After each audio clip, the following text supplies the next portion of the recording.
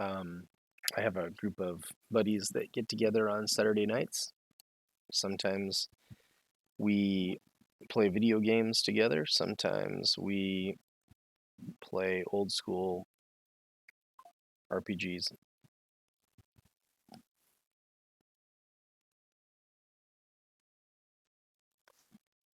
And tonight we are going to be playing Delta Green, and the guys have allowed, well, not allowed is probably not the right word, but they gave me permission to stream it. So I'm also recording it. But again, Delta Green, I am not actually the game master. One of the other people is, but you guys get to watch it.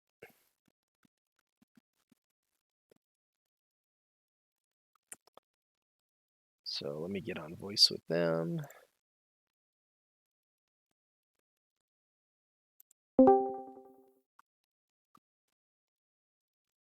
Hey, John. Hey. I got your Twitch stream open too. Gotcha. Okay. I wrote hi on it. You what? Oh, I didn't. You gotta mute that Twitch stream. Wait, I'm getting 2 feeds from you, John. Can you say? Shouldn't be. Okay. I think maybe you had voice on in Roll20. Nope. It's all shut down. All right. Well, in any event, Crit, you got audio? Nope. He's been hopping out. Yeah, in and out. Yeah, he's trying to get it to work. Make it work. He's got a Bluetooth headset that doesn't like him at all. Oh. That's why I plug everything in if I can. Yeah, plugged in mouse, a plugged in mic, and a plugged in headset. Not headset. The things that go on your ears, you know. Yeah.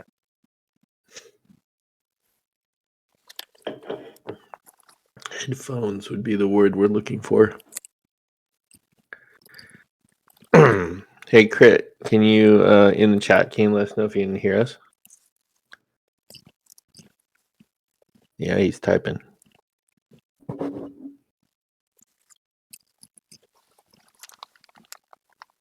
Yeah, for sure thing, man. I was just going to recap where we were. Oh, nope, not that time. What do we got? So this is what you guys see, huh? Interesting. It looks exactly like what I see, but different.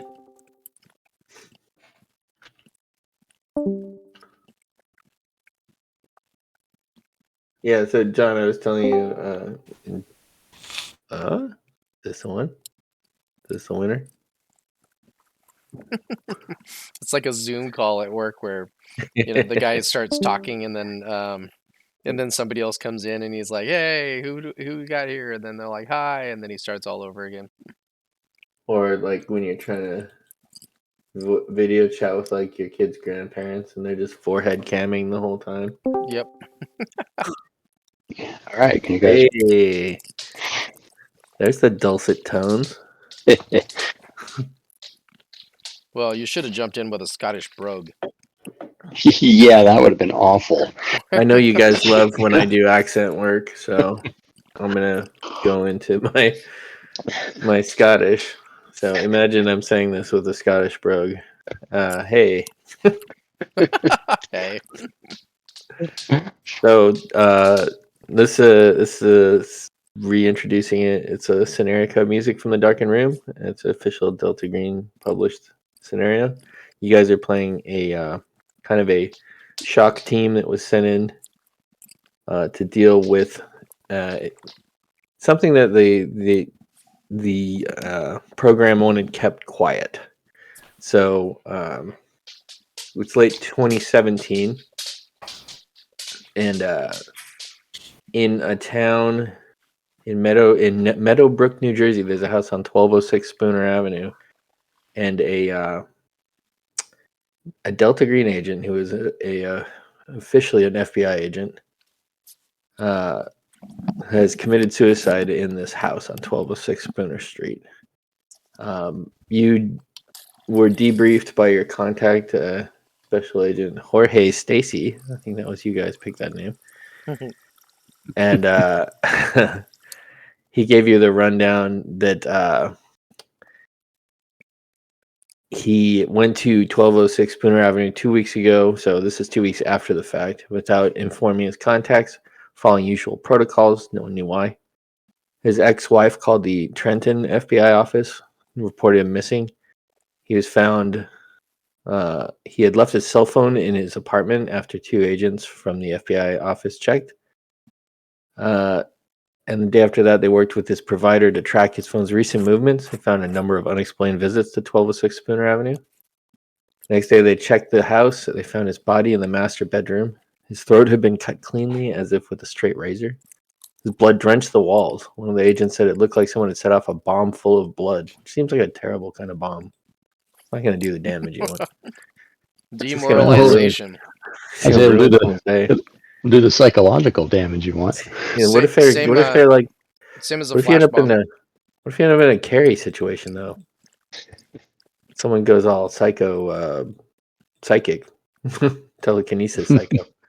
Anyways, the agents duly notified the police, called in the county coroner, who half-heartedly ruled the death a suicide. No suicide weapon was found. The thing that he found that your agent stressed that was more significant in this situation was that the suicide was just a step-by-step following in the footsteps of the house's former owner. 16 months before had been found in almost precisely the same circumstances. So a year and a half before, Agent Donnelly committed suicide. Yasmina Isari, or Yamila Isari, the house's former owner, had been found in the precise same circumstances. Your contact, Agent Stacy, said agents in the FBI with the program worked around the clock to make sure the official investigation ended there. He already had a reputation among his peers, backed up by an interview with his ex-wife as a depressive, obsessive, and often overwhelmed with stress, which, as fellow agents in the program, you find completely understandable. Judging by his movements and browser history, he had become preoccupied with this Spooner Avenue house, which has an admittedly strange history, which was not related to any of his FBI or criminal work. He went to the house, must have suffered an overwhelming emotional crisis, and killed himself, or so the story goes. It's reported to the local newspaper, made the rounds on the internet for a couple of days. Another Spooner suicide, it said on the Creepy Houses subreddit. The report quoted a supervisor in the Trenton office as regretting that Agent Donnelly had never talked about what must have been deep emotional distress. He looked significantly and seriously at the camera. He says his friends at the bureau wish they could have done more to help him. So 2 weeks later, things have calmed down. Your contact told you that if you're careful, you can keep it that way. Nobody wants any official noise about this. FBI doesn't want public embarrassment. The local cops don't want a freak show of some weird haunted house story. The neighbors don't want the history to depress the local market. And so you were off. You were given 2 contact names and a beat-up burner phone. Contacts were one Elizabeth Tucker, antiques dealer who lives in Meadowbrook, and Emil Yarrow, a parapsychologist, associate of professor of abnormal psychology at Fulton College 2 towns over. And you were also given information about a green box, which was at the Meadowbrook Storette, which you promptly leaped in your vehicles and drove to. After a bit of haggling with the owners of the Meadowbrook storage, you finally convinced them that you were legit, and any kind of a attempt to get what was in it would not work. You paid off the balance due, which was $1,200, which you were able to. You made a successful money roll, basically.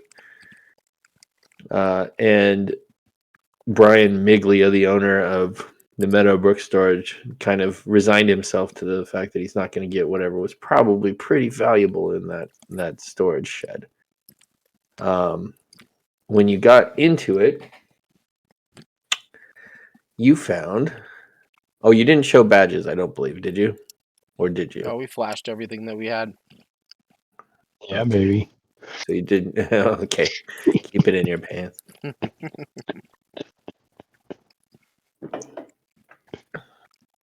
So you went and you opened up the green box. You found several pieces of furniture, empty biohazard containers, some quicklime shovels, gloves, lamp, empty quart-size gasoline containers. Quart-size, that's a small gasoline. Empty gallon-sized plastic gasoline container. 3 newly minted keys taped together in a piece of cardboard. 400 rounds of 12-gauge buckshot. 2 new Mossberg shotguns with the serial numbers ground off. Various fake identities made out for Special Agent Donnelly, including one as a Meadowbrook gas inspector and one as an assistant county coroner.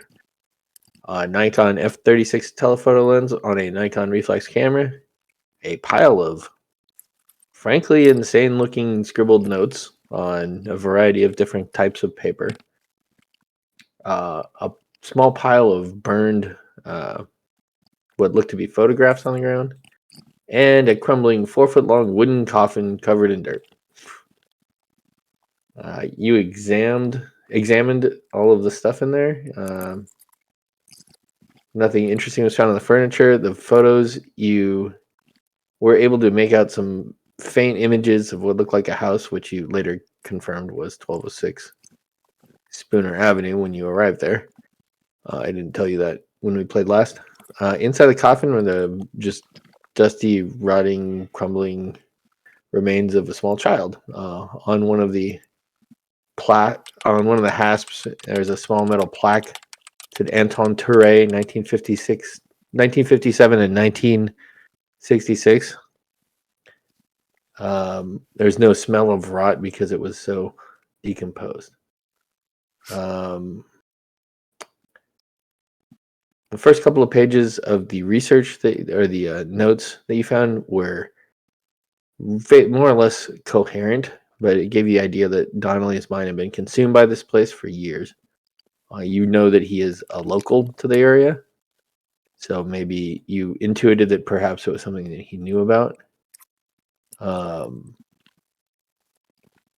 Apparently, according to his notes, he sent word up the chain in Delta Green to his higher ups in the program, and never apparently got a response. You're able to piece together his notes resumed when Yamila Isari entered the picture, but it was very disjointed and hard to follow. Apparently, he confronted her and tried to dissuade her from buying the house. But his notes say that it's in her too. She will not be convinced. That was one of the last coherent notes that you can find. Apparently, he kept surveilling her. The last few pages are bizarre statements written with near math-like equations. Don't seem to be in any order.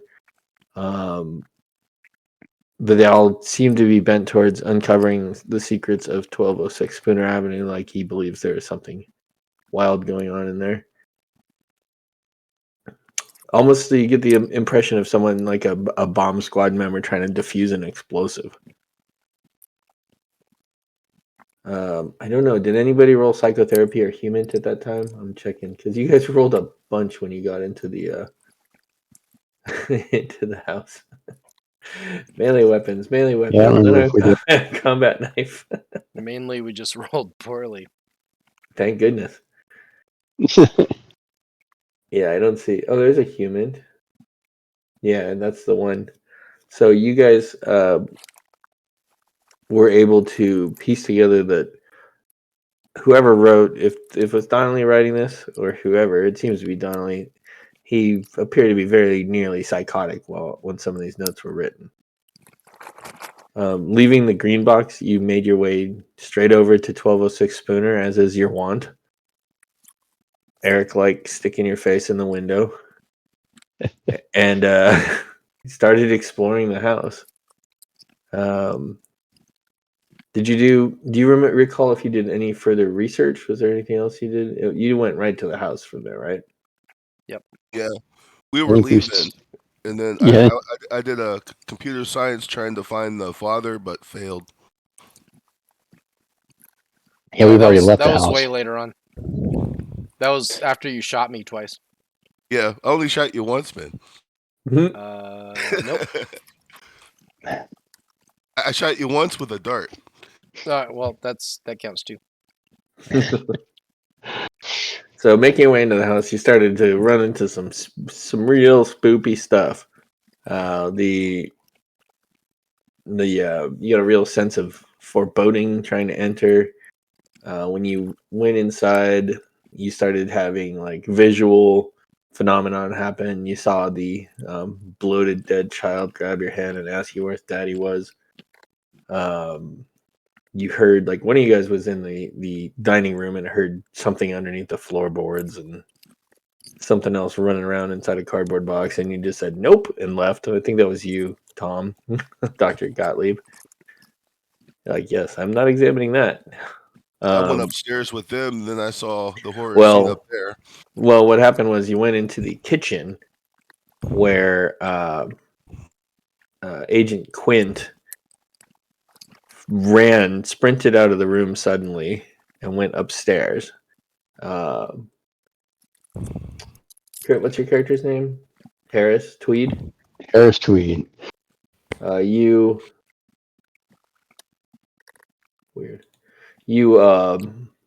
pursued him upstairs, and while Dr. Gottlieb took his sweet time, and were ambushed by a clearly disoriented but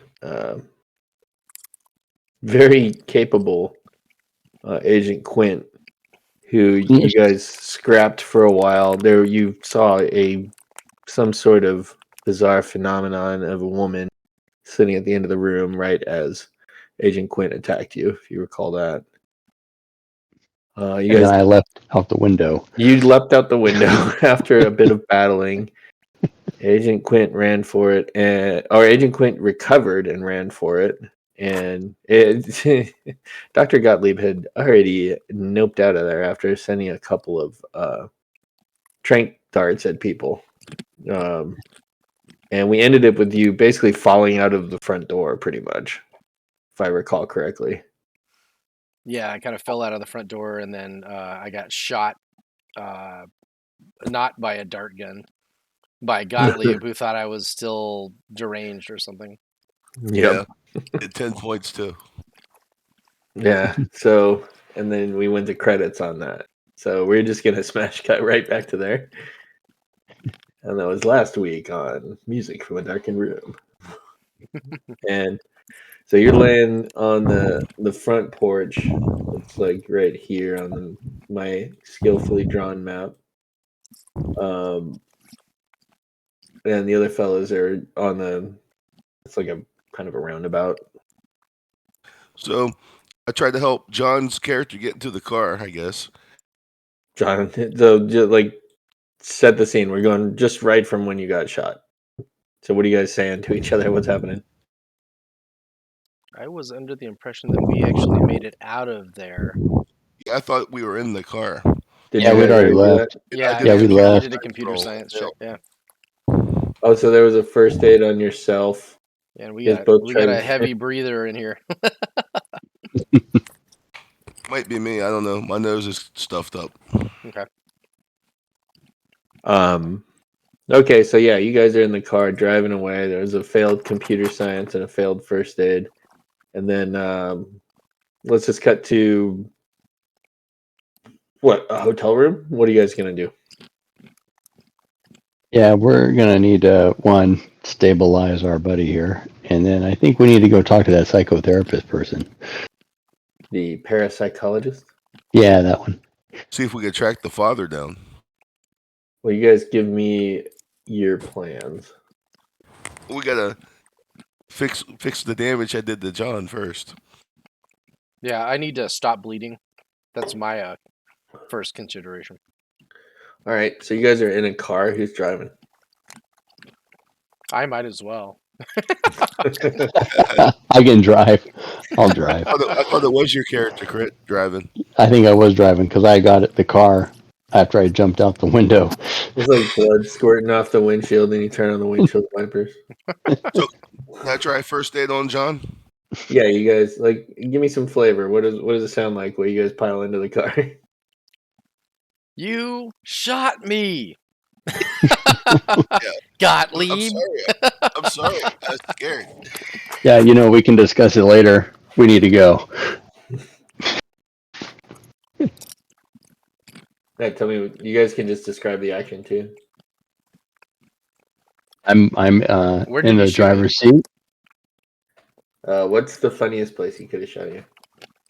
No, we're not going to go with that one. What'd you roll on your hit? I rolled 10 damage. I don't remember what the roll to hit was. Let me look. 57 on a 60. Damn, that's a good shot. 10 damage. I mean, we want to abstract damage a little bit because otherwise we're into Call of Cthulhu, like damage trees and things like that, where we gotta keep track of everything. Like you took a solid Magnum PI right in the shoulder. Okay. And I am in the driver's seat, window down, arm out, banging on the driver door. Let's go, let's go, let's go. I get John in the car. You guys If he's pile not in into the already. back seat. Maybe it's Yeah. a Fed UV, so it's pretty big. As soon as they're in, I am taking off. Does he have any coagulants with him? I'm just going to try first aid because I don't think I can do medicine if I'm not in some kind of hospital setting, right? Yeah, well, it doesn't have to be a hospital setting, but it can't be a moving general. Yeah. So I'm just going to try first aid till we get to the hotel or something. He's going to You can fail it try over first and aid over again? alone. You I can only try roll. first I aid didn't alone. roll yet. You got a good was- first aid. That was you and Crit rolling. With a 60 first aid. Ouch! Well, what I was gonna say. Stop trying to stop me bleeding with your gun, dude. What I was gonna say with the 60 first aid, you don't have to roll to stabilize him, so he's not gonna be bleeding or anything. So Okay. you're fine for that. It's not really a mechanic, anyways. I was gonna say that would just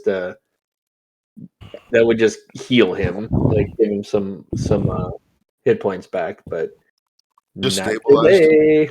That's good enough, like- I guess. Say that 86 is like Ricky Bobby trying to remove the knife with another knife. That was a great scene. Oh my god, stop doing this to me. I don't like it when if they change anything on Adobe's their launcher thing, they put up these pop-ups that are like, you want a tour of what's changed? I'm like, no, leave me alone. And it'll start popping up the shit all over the screen and be like, no, here's what's new and here's what's new. And I'm like, And then the next pop-up says, but you want a tour. you take that tour. And then the next one says, we pwned you. All your computer are belong to us. Yeah. Oh no. That's they dug that out of the back of the closet. Whoa. So you guys are driving. What are you doing? Back in the back you hear Quint yell. What did you yell when he tried to when he fucked up the first aid roll? I said, you don't have to try to stop the blood with your fingers, man. And yeah, well, tell me what's going on. Is it a through and through? Is that the one that's easiest to get through?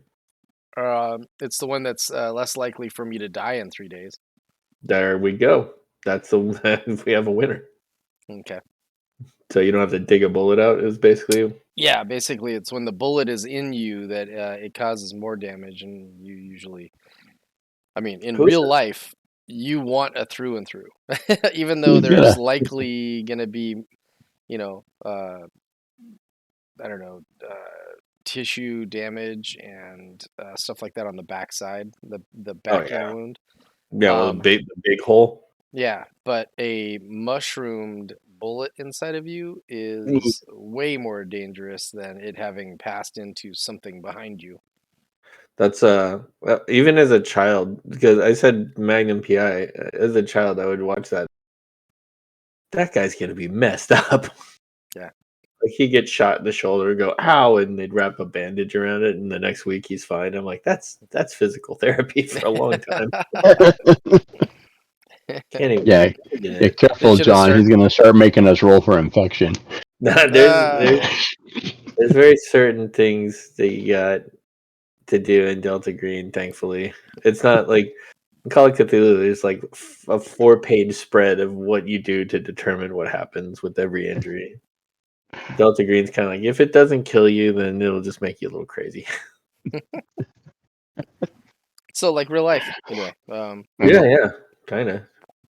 I am heading to a nondescript seedy hotel where we won't be noticed. You can just give me a navigation roll to see how fast you can find it. But not a seedy hotel that is seedy enough to have hourly rates. Man, it was like a month and a half ago that we last. You guys are rolling rocks tonight. Uh, Oh and I no. feel like you made it to a hotel, right? Yeah, we did. That Oh, did we read it? that yeah, that what's this called? A failed computer science was at the hotel. Yeah, Okay. it was. You were looking for. I just thought you were trying to like flavor up the drive home or something, or the drive to the hotel. No, I We just were already forgot. there. Oh, okay, gotcha. Well, I actually have a drive of 50, the first character I've ever had that has a stat in drive. So, Nice. So what he's trying to say is, don't shoot him. I like scenarios where they're like, "Oh, make a swim roll," and you're like, "Fuck you." Who takes swim? I Anybody got did. dig int? Well, you took swim because I think I drowned one of your characters in a previous game. No, I've never drowned in this game. Who was it who got drowned in the desert? No one. Oh, that got- was I got baked by radiation. you Yeah. did. You got easy bake. No, that was a different time I ran Future Perfect, where the Yeah. agents opened up that gate at a time in history where it was like 20,000 feet under the ocean. Yeah, different person. Actually, you played that with that guy that came over to play D&D with us. Yeah, George Michael. He's awesome fun. So you guys are at the hotel. Yeah, you're right. I just forgot. I'm bad at this. It's all good. And so I'm gonna say you guys have some time right now in the hotel. It's probably about closing in on midnight. You've got to that point where you're starting to get real sore. You're swallowing some painkillers, maybe. I don't know. I'm not gonna play your character for you. But you guys have some downtime here where you can kind of like tell me what your plan is or what you want to do. Give me actions, research, Can I contact. try practicing medicine? That would be all that both of you guys can do if you want to try that. Yes. There's no possibility of me swallowing really hard when he says that and hurting myself further, right? Like gulp. You want to do what? You're not working, and this will have to be for you to go like through to the next day. So this would be you're going to sleep, right? Yeah. Yeah. He'd probably have to put me out. If I remember right, I was sitting in the chair facing the door, staring at it angrily in case somebody came through it. I mean, so I'll tell you. So why don't you read what you want to read? Some of what your armor and gear box says there, Tom. I think that we could make a case that you could you could possibly do a little Portable bit of medical diagnostic equipment, standard pharmaceuticals, and then some experimental stuff. No need to get too deep into that. Why would you mention this? And why Let's would you forget smile? No. let's forget the cassette deck with the hypnotic audio. Here, just swallow this. Oh no. So yeah, I think you could actually.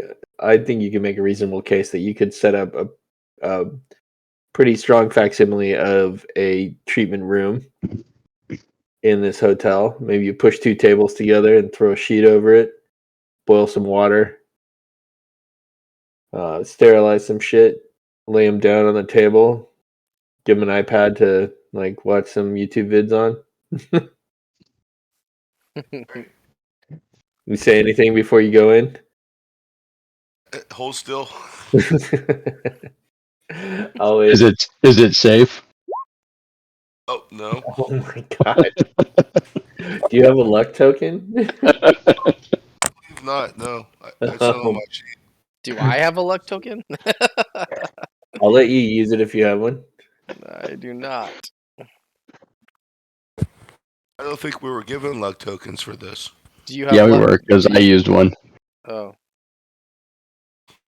Were we? I Yeah, definitely. because I have on there no luck token anymore. I used it for something. You all started with one. I don't believe I used it, but I might have. All I did was shoot John. That's it. That's all you did.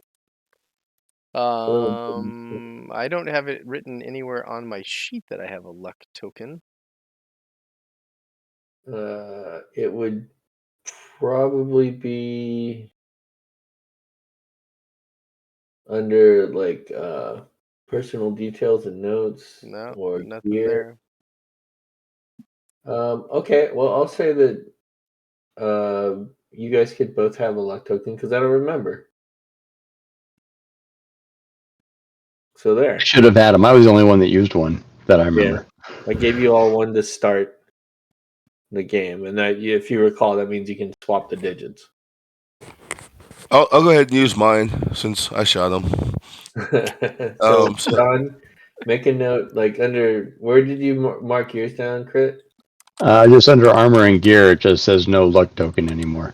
Yeah, so just at the very bottom, like give it a couple carriage returns and write like luck token yes or I have Yeah, a in luck personal token. details and notes, I put luck token equals 1. There we go. And then I'll also add in the market for more. You don't get one. And if you I'll do leave that something though. cool or fun or do some enjoyable role playing or make me laugh really hard, I'll throw you another one. So Tom, just write like no luck token or something somewhere on your sheet. So that means that you're going to once per day. So you're going to recover 1d4 HP, John. I'll just do it now, but you're going to sleep right now. You just had him like kind of do some cleaning out, and cleaning out is often the worst part of any injury. He just dumped straight up alcohol into the wound. Yeah, and he's got like a pipe cleaner in there. That would actually not be helpful. Anyway, He's like, look, it comes out the other side. it wasn't through and through. Check out this flap of skin. It's like a cape. No, I'm kidding. But So, a 37 on the 60, he does a pretty solid job of Yeah. wrapping you up, getting you. And I'd imagine, Tom, you're like, you want to try this? It'll make the pain go away. Yeah. Here's a shot. It's got a handwritten label on it. I play Comfortably Numb by Pink Floyd for him. Okay. And I could also- probably use a little bit of work myself. Also, if you guys sleep through the night, you will get a con check to see if you regain a hit point back. nice. So Crit, you watch all this happen.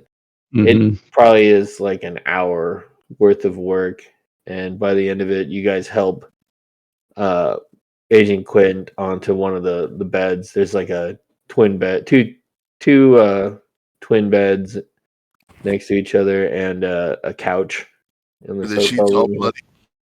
bloody. Do you have a black light? Well, I mean, we Oh, did. blood?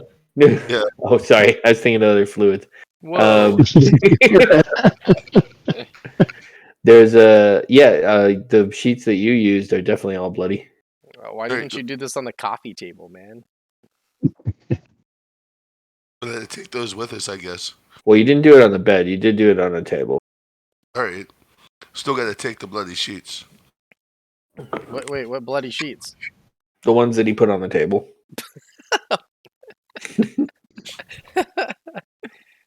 Really have you lay on a bare table. It's not sterile. Like The sheets are? hotel room sheets are known for being super sterile. They use a cap full of bleach like once a year for the whole hotel. Anyway, bleach is expensive. So in this situation with that kind of stuff that just happened, John, you're zonked. You're done for the night. Yep. So are you a honk shoe or a honk me me me? Me, me, me, me, me. There we go. And Crit. I'm the sit up in the chair facing the door with a gun in my hand. Light sleeper. And did you have like a first aid or something you wanted done, or? After watching that with the dog, I'm begrudgingly saying maybe you can take a look. Since I believe John stabbed me a couple times. A couple times, yeah. I tried to suture him up, clean it up. Yeah.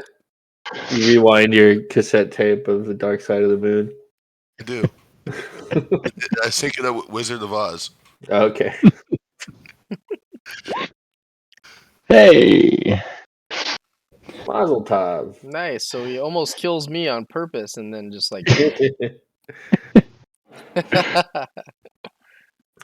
Once again, Eric's shadow looming large. Well, he knows that I'll news just. The I good would news just is kill my him. character is asleep and didn't see it. Well, one thing, while you're working on him, you notice he is absolutely stoic and does not respond in any way to your administrations. No grunting, no twitching, no nothing.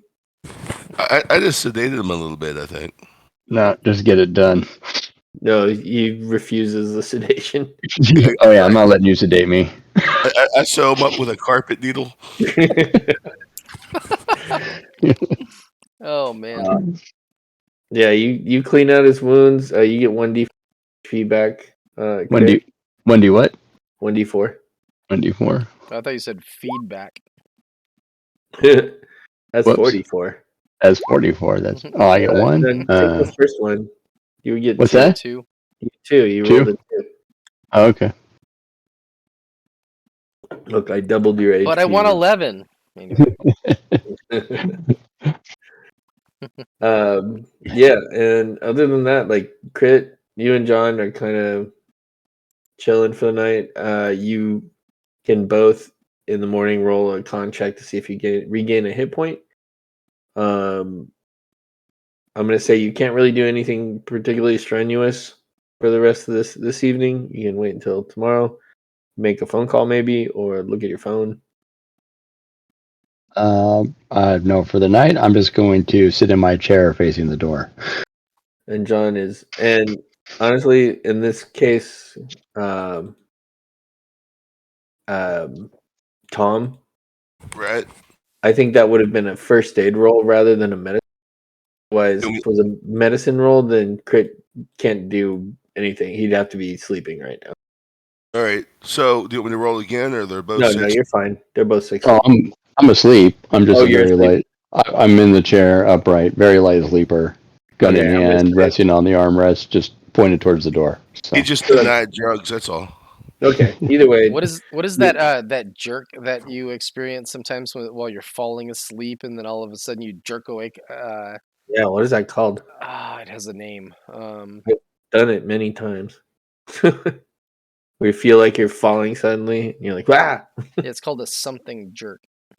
What's something jerk? Stupid. Stupid jerk. A myoclonic jerk. There you What? go. That was way more adventurous than I thought. Or Hypnic dirt. Hypnic. That's the what I was thinking of. There's two words I did not expect to hear. Well, now you'll learn something. Okay. It's a psychology class for Delta Green Call of Cthulhu. Who knew? Ooh. All right. So you guys are crashed out. Crit and John, Eris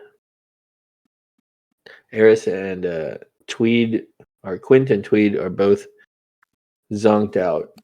Dr. Gottlieb, you could do something, but you're feeling a little spent yourself. I'm gonna try to sleep too.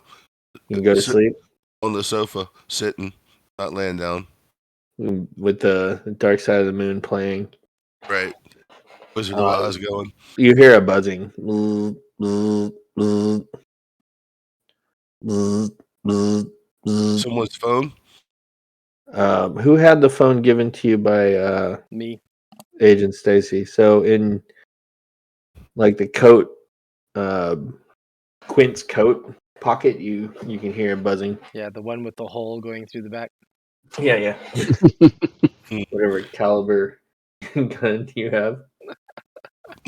I think I'll just leave and then tell them in the morning someone tried to call. What? Oh, shit. That's the burner phone from our handler. I mean, I don't know.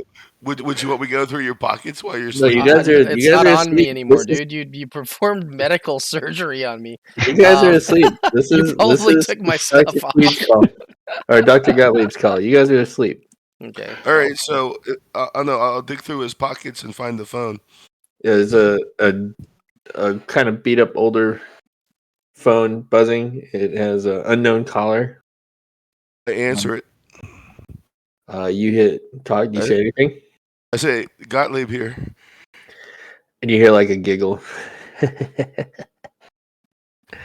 That was fun, wasn't it? Who's this? You know who it is. I do. We had a good time, didn't we? Are you Oh, coming back?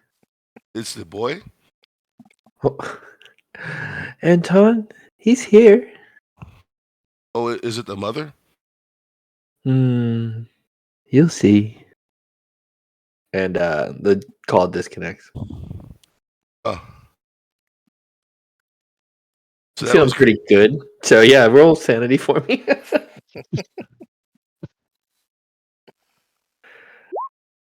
Hey, how do you justify that? Sweet. He I don't doesn't know. stab us in our sleep.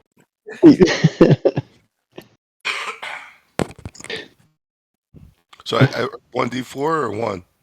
None. None. All right, that's cool. You, I'd say with that, you don't necessarily make a connection. Standing there looking at the phone, confused. What do you say? I'd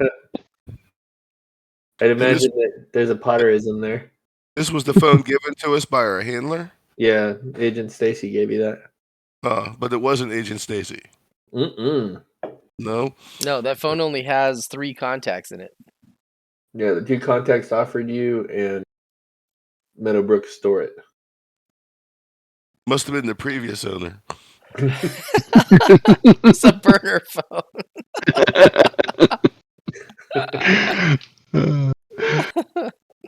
It's a recycled burner phone now, I guess. Wait. What is your personal assistant's name? Hong Jiejun. Okay. Fair, asked and answered. So What is that, his bond? one of his bonds, yeah. One of them, yeah. Personal assistant. Is that like a massage parlor? What are we talking about? Like secretary, taking my Gotcha, calls. yeah. And shit. Of course. That wasn't them. So what do you want to do? You're the only one awake. Well, if I made no connection to that, I guess that it doesn't bother me much, and I'll try to go to sleep. All right. Yeah, you go to sleep. You guys were pretty beat up the next morning. Well, not Dr. Gottlieb. He got through there without a scratch, right? Somehow. He woke up and his eyes are still staring at the ceiling. For some reason, you have a little trouble sleeping, not terribly. As the sun comes up, it starts to rouse you guys. Go ahead and make your Constitution checks. Con times 5. You get an extra HP back.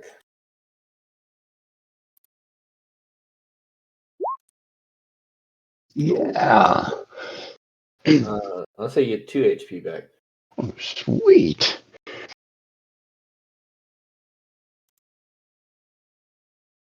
There you go. And 1 for you, John.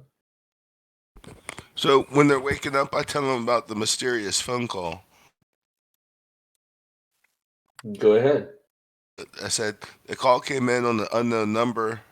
I answered it, and it was a little creepy sounding, but I think it might have been the wrong number. They said they'll see us again. Maybe I forgot what they said. I don't know. So we heard something when we were in that house. I remind the doctor of that. Did it sound like the voice of anything that we may have heard in the house? That's what I asked. Was it the mother or the child? And they said, You'll Oh. find out soon enough. Right. He That's repeats what I said. Which is ultimately neither a an admission or otherwise. But I would have recognized the mother's voice or the child's voice, right? Were you in the room when? Oh no, he wasn't. No. That was. I don't believe you were. All That's right. why, Gotcha. Sorry. John. You were in the room, but you were not in the room. Crit, you're the only one who could possibly have made those connections. Oh, come on. Do it, Crit. Try to make the voice of what you heard in the room and see if it matches. what? Yeah, try and imitate the voice you heard. I think that if you want to do that, you can, but it's going to take a roll. Make him laugh. Get the luck point. If you remember, she was in the thing you saw was sitting in a rocking chair when you approached, and they turned and looked at you and did some creepy shit. That's right. So what do you I'll say, did it sound like this? And I'll do what I can to try to sound like the creepy woman in the chair. What do you think? What's a good roll? Art? No, you don't have anything in art. Maybe just charisma. Ooh, there you go. Put on a show. Where is charisma? Oh, there it is. It's not great. No, it's not.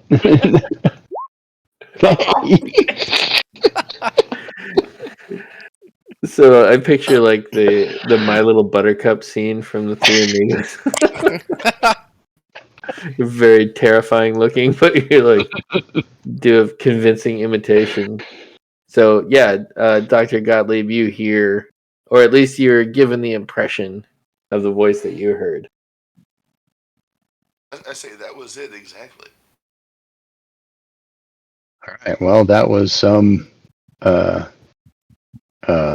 air quote lady who was upstairs in the room where I got stabbed. I think y'all need to make me a little sanity roll. Me too. Nah, you already did yours. I get new information though. Oh man. True. Just one if you fail. I wasn't All listening. right. Yeah, Tom, go ahead. Oh man. All right. So it's a 0-1. So 1 if you fail, but 0 if you succeed. How you guys doing on your breaking points? We're getting there. Ooh, you're chugging right along. Is it when you get to the breaking point or go under the breaking point? It's when you get to the breaking point. Oh, okay. For some reason I'm at my breaking point. Oh, you just hit it? No, I've been there. I didn't change anything. And you know I'm at my breaking point. No, you're not. I must Yeah. have done that I last am. time. No, you have 68. I have 68 sand.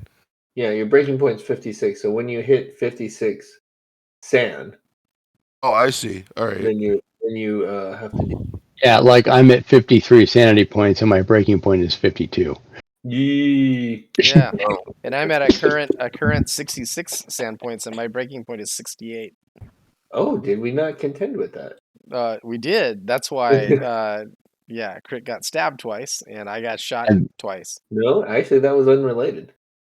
oh, I thought that was. No, I it thought made that it. was. Yeah, I told you I hit my breaking point, and that's when you made me go crazy and try to attack Crit. No, that was Because it was before all before I I was do doing it. was running upstairs. that was actually a yeah, and you were running upstairs. There's a reason why you did. Unrelated to your breaking point. That's why we Well, decided we're gonna. I brought it up. Wait. I told you. Yeah, you did. Okay. So what you got to do right now is you got to calculate, which is your current sand minus your POW. Hmm? What are you asking? You got to calculate your new breaking. So your current sand is 66 minus your power, so 49. Oh, okay. So type that into your current. Got it. And you did have a breaking point. So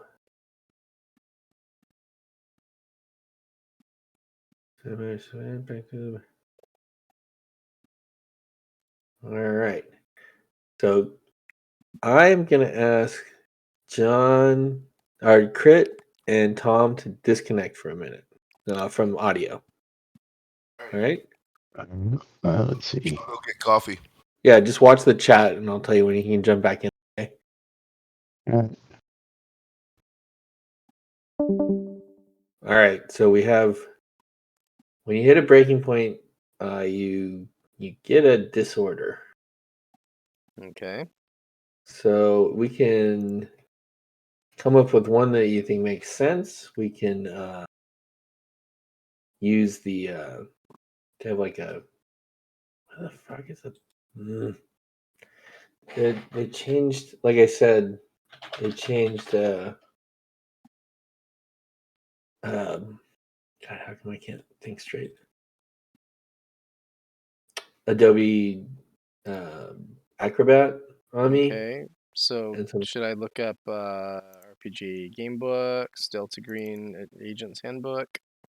I'm looking to the agent handbook where they have a kind of disorder examples. So this would be a sand loss to unnatural. So it's not something you can gain adaptation to. So some of the optional disorders for that's violence, helplessness, or amnesia, so depersonalization, depression, dissociative identity, uh, fugues, which I don't think that makes any sense, megalomania, paranoia, sleep disorder, or those are some possibilities.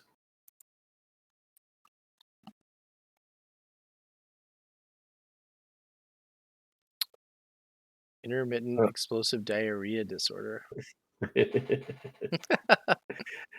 don't think we'll go for that one. This isn't necessarily a body horror scenario. Like, forget me not.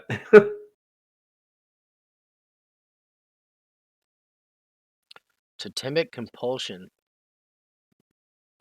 Did you guys survive Forget Me Not? I forgot what happened. No. Everybody died. Yeah. Sacrificed ourselves. Oh, good. Okay, so maybe I'm thinking about this game too much. Okay, Yeah. good job. So, what was the one that you mentioned? I'm looking. Sorry. Oh, that's okay. And basically, what'll happen is you can just pick one out that makes sense for your character, or it doesn't make sense so much as makes sense for the kind of mental trauma he's dealing with, and then just have it pop up at some point.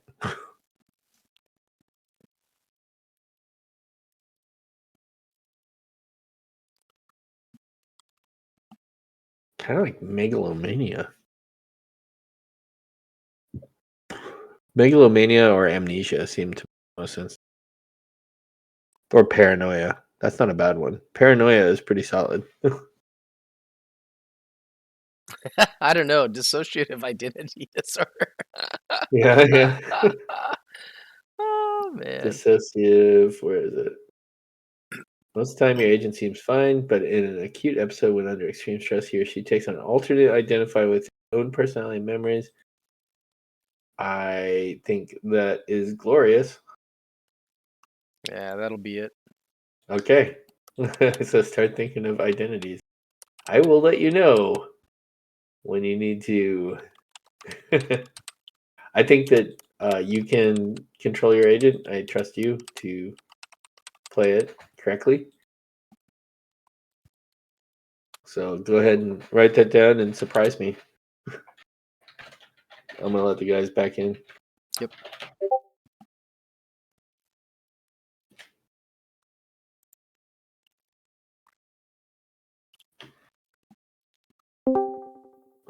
Yo. Suspenseful. Suspenseful. Everything's fine. What's your computer science score, Tom? 60. Okay. So one thing, if you say you're going to use a skill in Delta Green, sometimes you don't got to roll. And the breakdowns are usually 20, 40, 60. So like a 60% is like a post-grad level kind of training, like a computer engineer. 80% is like top of their field in the world. Uh-oh. It's happening. Oh, Hey, there it is. Nice. There we go. All right, so it's morning time. You guys have gotten the health benefits of whoa.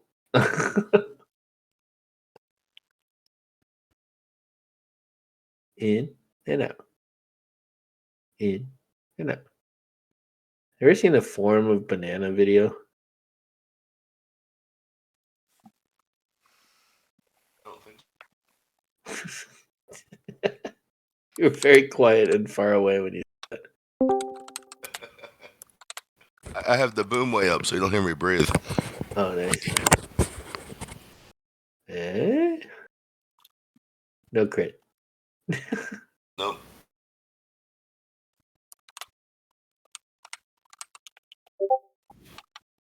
We're giving you a minute. You got all the minutes you need, baby.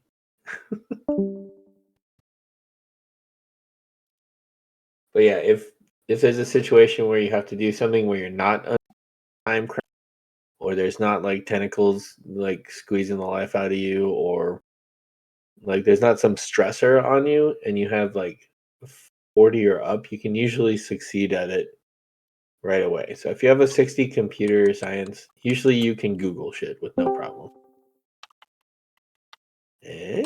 All right. Can you hear me now? Hell yeah. I can hear you now. We I'm going back into time for old cell phone commercials.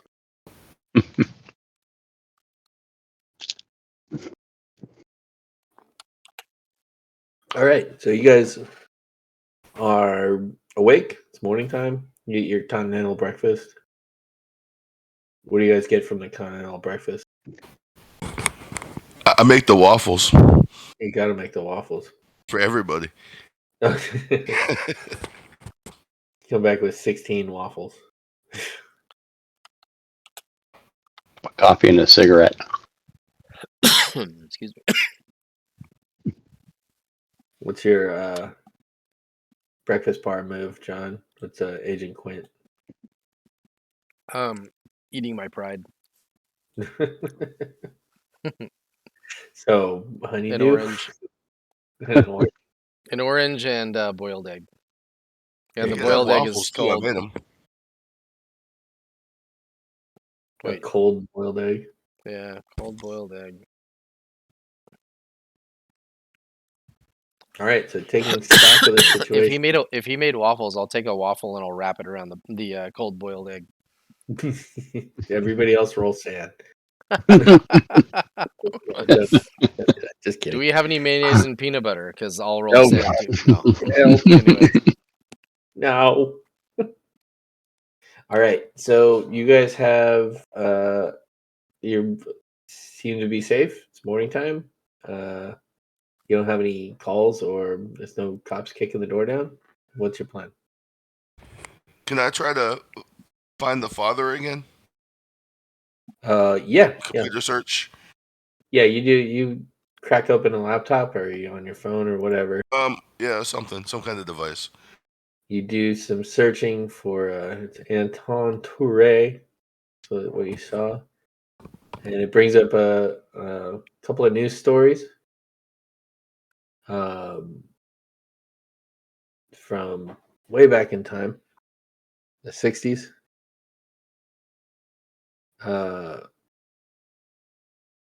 And the story that you pick up is, hold on a second.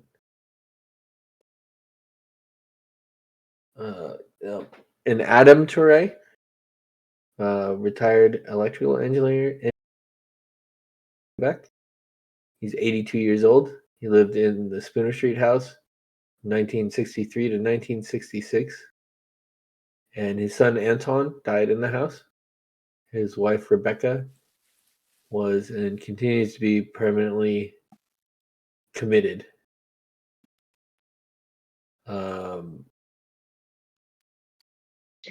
You can actually make a computer science. Make a roll. oh, Yeah. Garth, you're starting to cut out again. Oh no. You're back. Maybe you said make a roll, right? You can. How much did you miss? Did you hear it about Adam Touré? No, I we heard heard everything, but it's like right when you go to when you, give an instruction, then you cut out. Yeah. You can make a computer science roll on this one to get some additional information. Whoa. Perfect. Nice. All right. So, what you pick up is that there was another child, an Elise Touré. She's in her somewhere at 60 years old and lives in Oakland, California. It's a contract attorney. You pick you up cut her. out after Oakland. She's a contract attorney. I'm gonna see if maybe I can hang this cable up a little. Might change it. Yeah. 1 2 1 2 1 2 A B C D E F G H I J K L M N O P. Sound okay? Yeah. As long as you Yeah. didn't go any further after P. Yes. Q R S T U and P. Yeah, you picked up her LinkedIn account out in Oakland. So yeah, you have the Touré family kind of information right there for you. That sounds like a circus name for some reason. I am not going to Oakland. I draw the line. Like I So, can, do we know where the father is? yeah, he's in Montreal. Montreal. Wow, gotta get him across the border. I mean, you have a telephone. Oh, I, I doubt he's coming to the house. I have a Canadian passport. We all do in a couple minutes.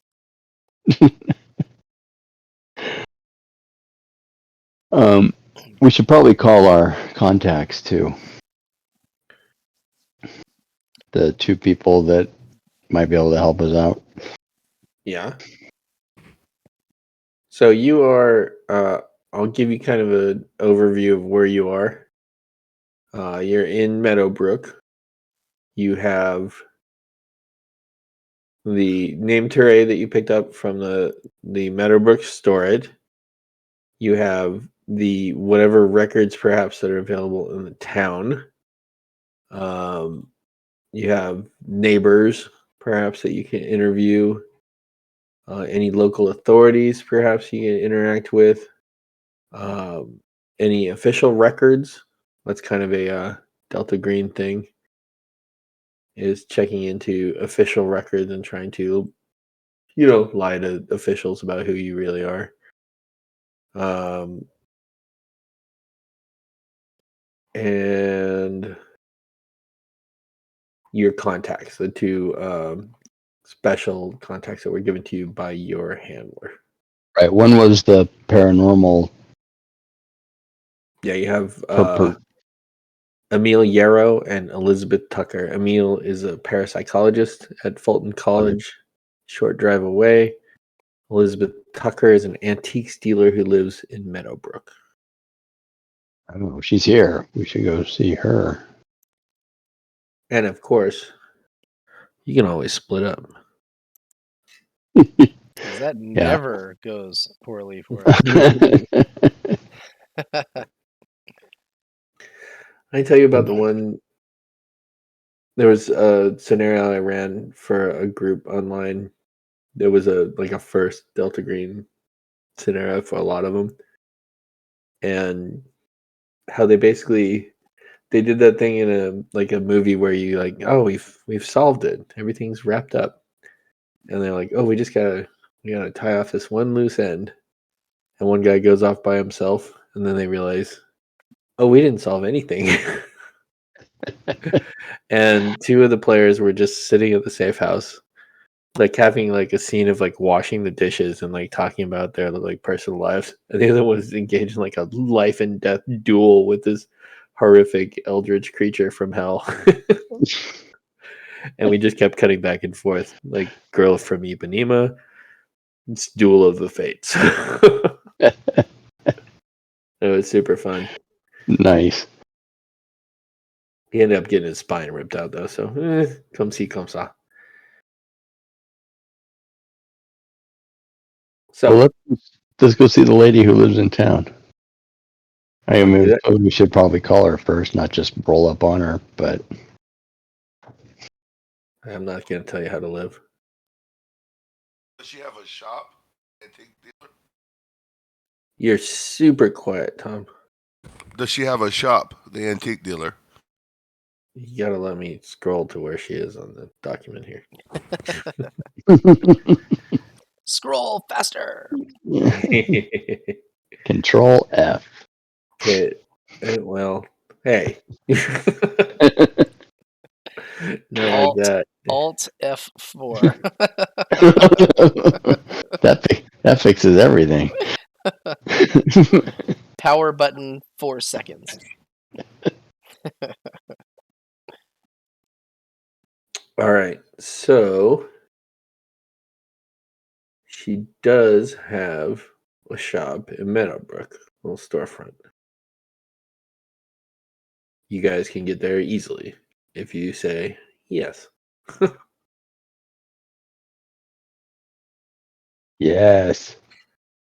All right. So we star wipe and your SUV pulls up in front of a charming little old Main Street style shop, kind of those metal overhangs over the sidewalk.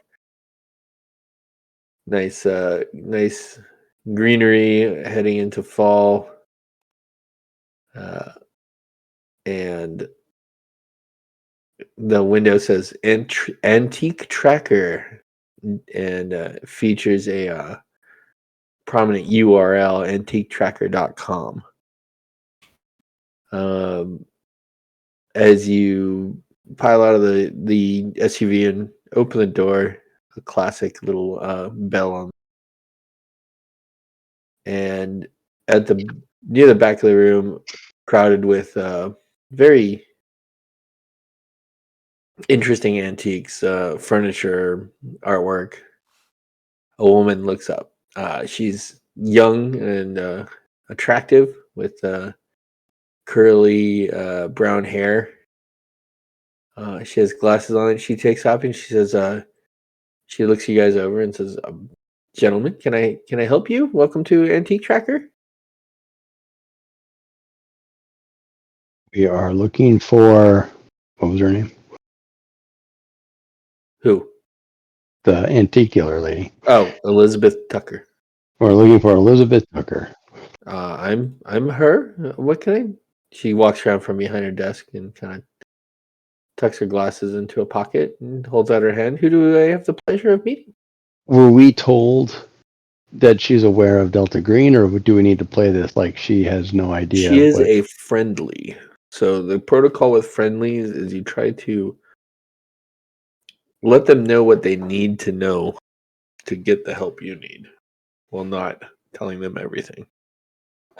Do we introduce ourselves as Delta Green agents to her, or She is aware of the program. So, all right? So we're here looking for information for the program. It would be a good approach. is that what Dr. Gottlieb says? Well, that's not what he says. That's I would say. Oh, We're with that's Delta Tom Green. talking to the other players. Yeah, I was talking to the other players. I think we need to mention Delta Green. Yeah, the program is probably correct the way you said it. Yeah. Just to scare her. Later, of course, later. What do you say? What does We're he here say? with, for some information to help us with the program that we're investigating currently.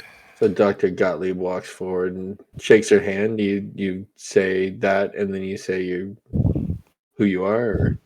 Or... And I say I'm Dr. Gottlieb the third, MD, PhD. She like shakes your hand, a slightly quizzical look on her face until you say the program, and then her eyes go a bit wide, and she goes, "Oh, oh," and she kind of looks at the three of you.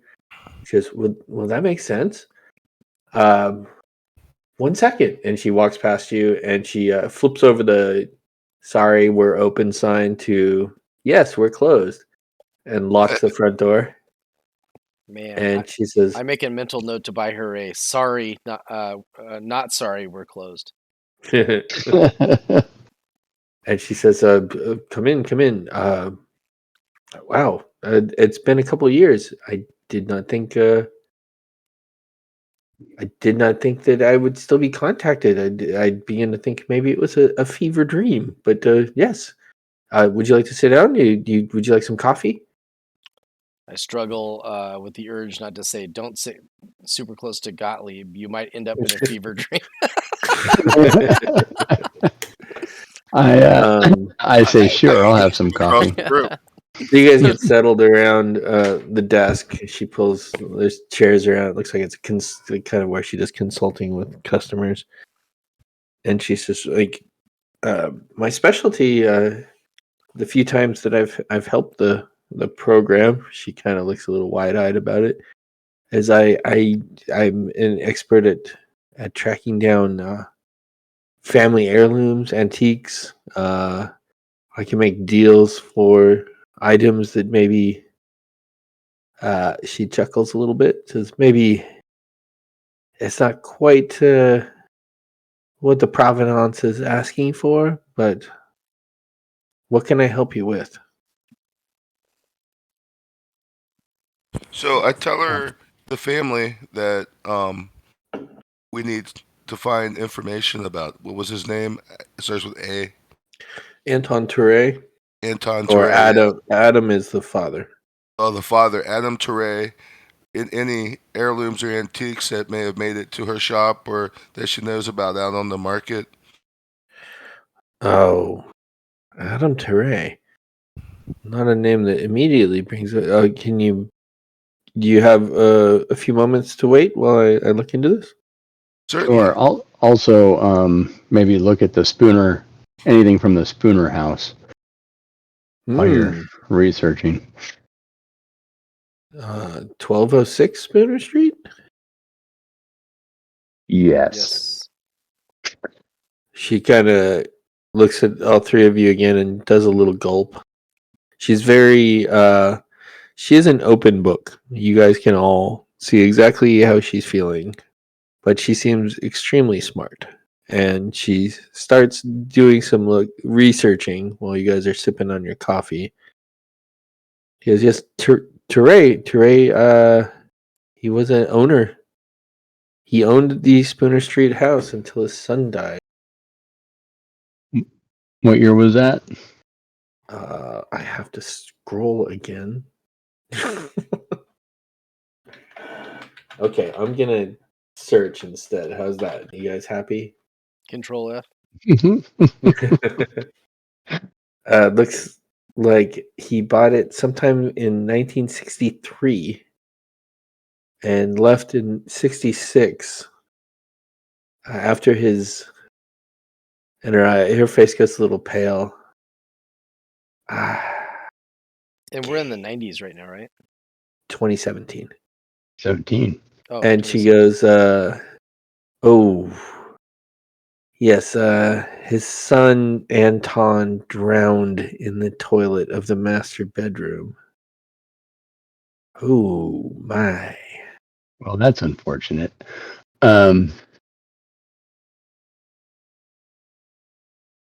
Did you do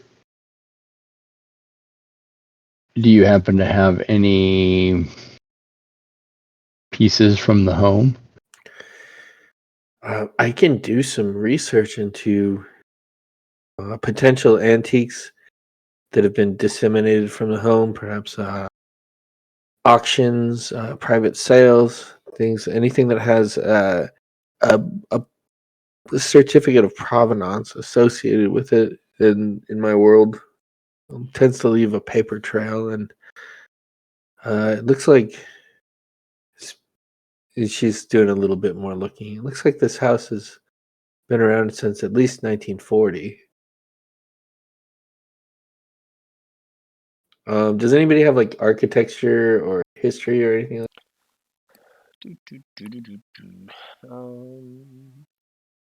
Yeah, if one of you guys had picked architecture, I'd Well, drive over and high architecture five you. Picture doesn't isn't even exist in enough. here. We'll be under Archaeology. science or art. I have 0 art. Yeah, I have zero art. I have science, but it's biochemistry. Not related to archaeology. Right. I got a 10 in history. Go ahead, We all roll. do. 20 in history. Go ahead and make a history roll. I have a 10 too. I'll wait and see what y'all roll. Nope. Hmm. You know a little bit more than I do. Ooh, Oh. closer. So close. All right, so yeah, she says, yeah, it was apparently built around 1940. Yeah, I can spend some time and I can look into this. I can see if there is anything that's originated with 1206 Spooner Street in the market, especially if it was. I mean, it's a local house, so I have extensive contacts with antiques from this area. Give me Have a. you- You're sure I can't use unarmed combat for that? I'm sure you could take out a duvet. I'm not especially good with soft goods. Have you ever been to the Spooner house? I mean, I grew up in Meadowbrook. All of us, at some point or another in high school, I mean, we probably stopped in front of it to, what teenagers do. Get a thrill, But So you basically saying you TP'd the house on Halloween at least once. she blushes a little bit and laughs. I plead the fifth. All right, so I guess we're gonna just leave off with her promising to do some studying into the possibility of antiques or some of the estate being auctioned off? Yeah. So Okay.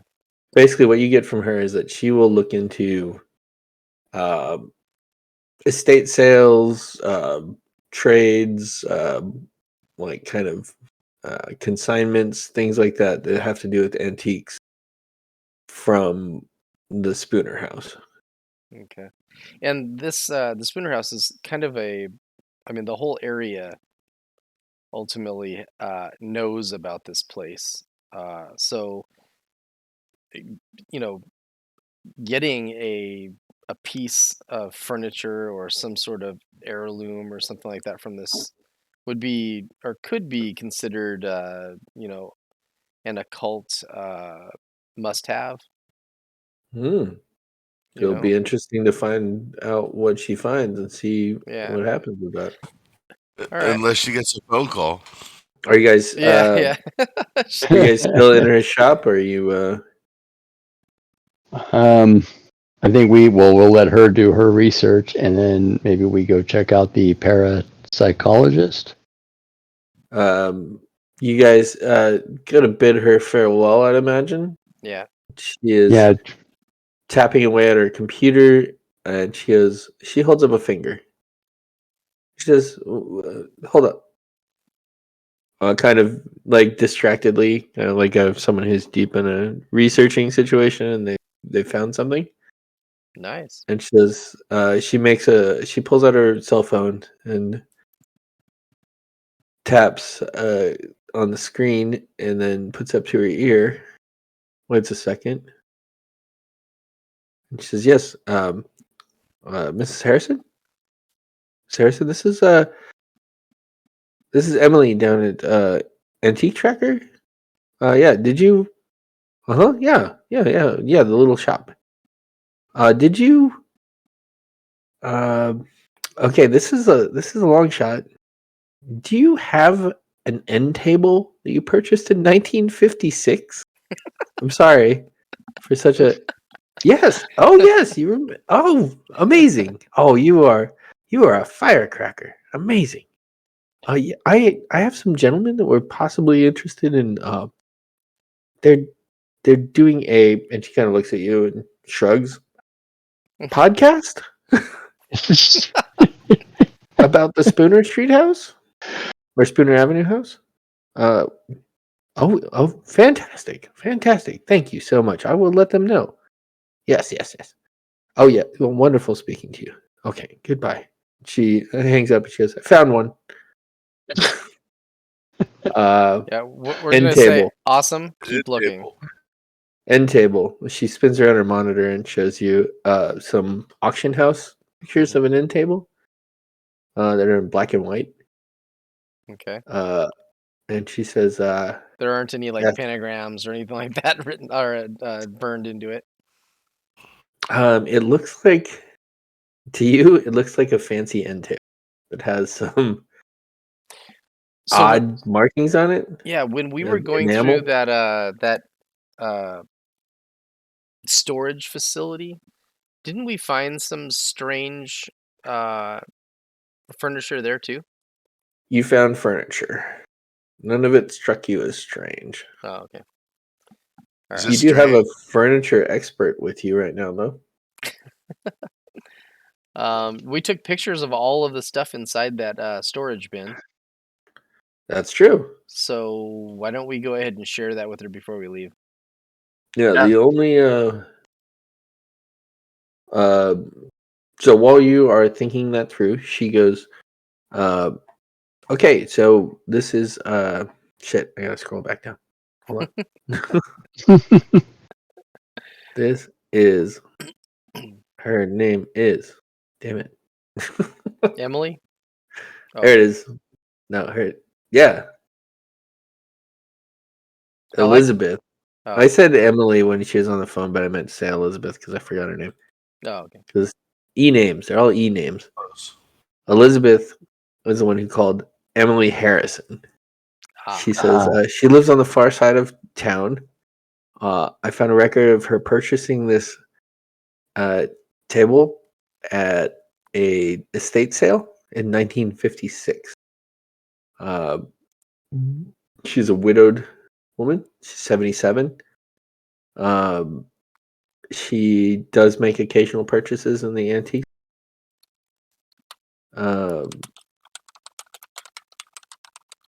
Apparently, looking at the table, it looks Italian, maybe, but there's some odd influences. She's looking at the picture on her screen. She points at the edges. This is an enamel. It looks like, based on the description too. It's got some geometric designs. I'm not quite sure. You have to see it in person. I'd love to get a look at this. It seems to be some kind of stylized imagery. Roll sanity. The top of the table has. Look at this. See here? She points to the kind of 3/4 angle of the picture, the black and white picture. It's a triple spiral. There's a name for it. I can't remember what it's called. Triscuit something. I can't remember. Triscuit's a cracker. What? No. She kind of taps her chin. All right. Well, I don't remember the name for that. And she writes down an address. Emily Harrison, this is her address. She said she's willing to talk to you. Sorry, I came up with podcasters. She doesn't know what a podcaster is. She's 77. So just be convincing. She shrugs. And I'm going to keep looking. All right? All right. She hands you a piece of paper, and she's immediately back on the computer. Gotcha. Mm. As we turn to leave, I go, I think she meant a Triskelion.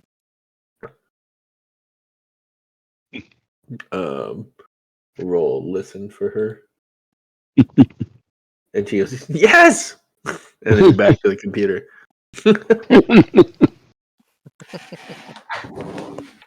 She kind of waves her hand, says, "You can just unlock the door. It's fine. I'm never that busy. Almost all of my work is online." Great. All right, thank you for your time. Yep. She's completely absorbed. So, do we go talk to end table lady, or do we go talk to parapsychologist first? I mean, you could always split up. Yeah. I'm gonna say that all the time for everything. I think we should go talk to the parapsychologist first, and then Yeah. I'm gonna say all that took. So you got there at 10, and you leave at 11. How's that? That was nice. quick. Crisp autumn day, 2017. And where are we in the country? I can't remember. New Jersey. New Jersey. So, is there a what is that sandwich place called? Quiznos? Mike's. No, Jersey Mike? no. We're talking East Coast. You guys are enjoying some Ed Sheeran. Jimmy John's. Yeah, Jimmy John's. I wonder if they have those in New Jersey in 2017. Listening to some chain smokers. Maybe Drake.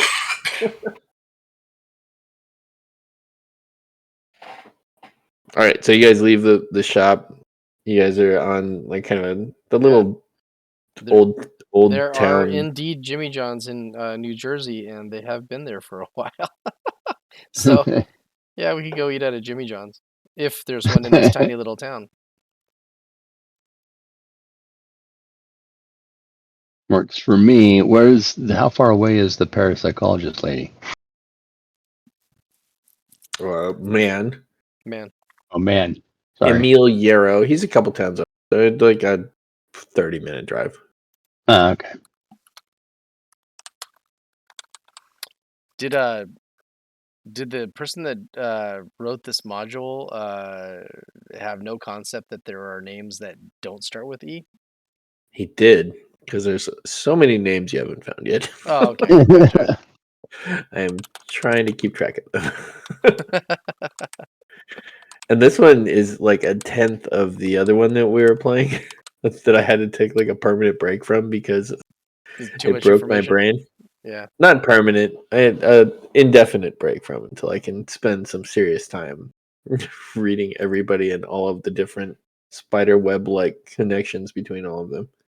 But I'd still like to continue that one because I want to see what old NP Taint Smasher does. Oh yeah. Everybody wants to know what happens to Taint Smasher in the end. So you have a number Does for somebody smash Emiliero. his taint? You, Alright. you can call him if you wish, or you can just drive up.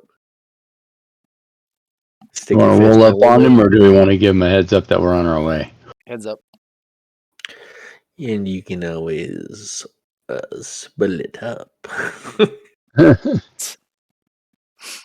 We can split up. One of us goes through the front door, the other rest of us come through windows. Who's calling him? I think Gottlieb has my phone. No, I put it back. I'm sure. Or left it with your clothes. Oh, okay, then I guess I have the phone and the contact information.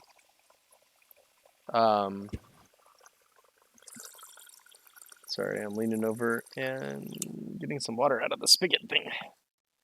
All right. Yeah, I'll call him. It rings a couple times, and someone picks up and says, "Who's this?" It's just fucking rude. Anyway, who's this? Is this Emil?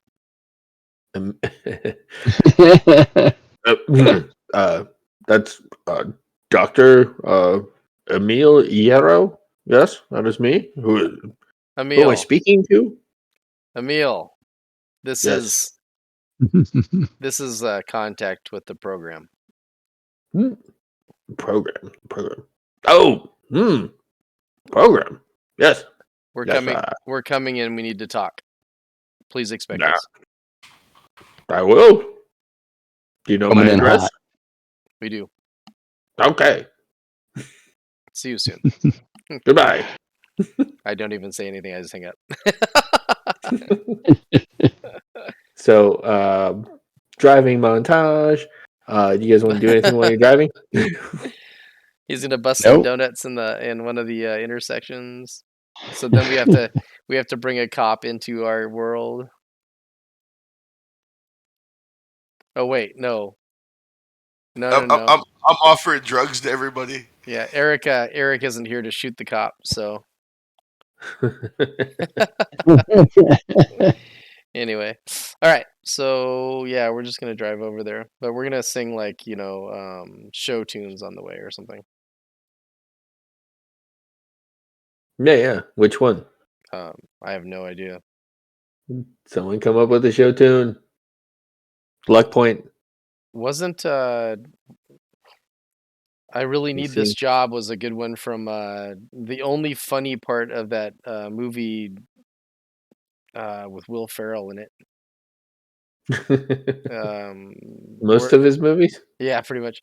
He has to like walk across a crater filled with pterodactyl eggs to get to a device that allows him to open up a wrinkle in time or something. Damn. The not join the center of the earth, but basically that one, yeah. All right. Someone sing me a goddamn show tune for a luck point. I get no kicks from champagne. Mere alcohol doesn't face me at all. Tell me why should it be true that I get a boot out of you? Where are the white women at? All right, you can have it. I take it. Yeah. Get it back. All right. So then you guys arrive after singing the various tunes from Blazing Saddles. I'm so tired. Oh, the Camptown ladies sing this song. Oh, Doo-dah. And you roll up at what is it called? Fulton College. Stock photo scene of like leaves changing color on a college campus in the Northeast. everybody's wearing plaid. Yep. Yeah, and you walk through a door with like the glass thing that says like Dr. Emil Yarrow backwards on it. Into an office crowded with like stacks of books, varieties of like odd looking occultish things all over the place, like some sort of ceremonial dagger on the wall. And sitting at the desk with half glasses perched on his nose is a overweight man with a severe look on his face, unruly crop of black hair. Next to me, he says, "Hey, you're the fellows from the program, Yes. Yes. Dr. Yarrow. Please, what can I do to help?" He looks very serious. Did we discuss what we were going to ask him on the way over? Nope, You did not know. you guys never we plan anything. are seat of our pants kind of people. That's why Eric is everybody's spirit animal, man. Just stick his face in that window. I say, I'm Dr. Gottlieb. What exactly is your science? What do you study? I am a specialist in parapsychology, abnormal mental So attributes, and the occult. I tell him about my abnormal phone call this morning. Ask him what he thinks of that. You had a phone. It was unknown, and I answered it, and I didn't know who it was. But then my friend here, my fellow agent, was able to do a good impression, and I recognized the voice as perhaps a spirit. Oh, his eyes light up. I mean, the spirits are constantly trying to communicate with the living, oftentimes to grant them special wisdom or knowledge. Do you believe that they were attempting to help you? Did it sound friendly to you? I don't believe this lady. No. No, not at all. No. Stands up and he puts his hands behind his back, kind of looks up to the ceiling. Fascinating. Spirit contact. Seems you're deep in it. Is this an investigation? Something that you can give me more details about? I know that you fellows generally are very you play it close to the vest. Yes, right. So should we tell him about the house? Some He- details. there is no possibility that he does not already know about the Spooner House. Yeah. So we So can let him know that that's what we're investigating. Yeah. We can probably let him know that we're also investigating the death of the agent that took his life there, according to the report. Because that was also announced, if I remember correctly, in the local newspaper, as a suicide, of course. Well, tell me what Agent Quint is saying. Let's see.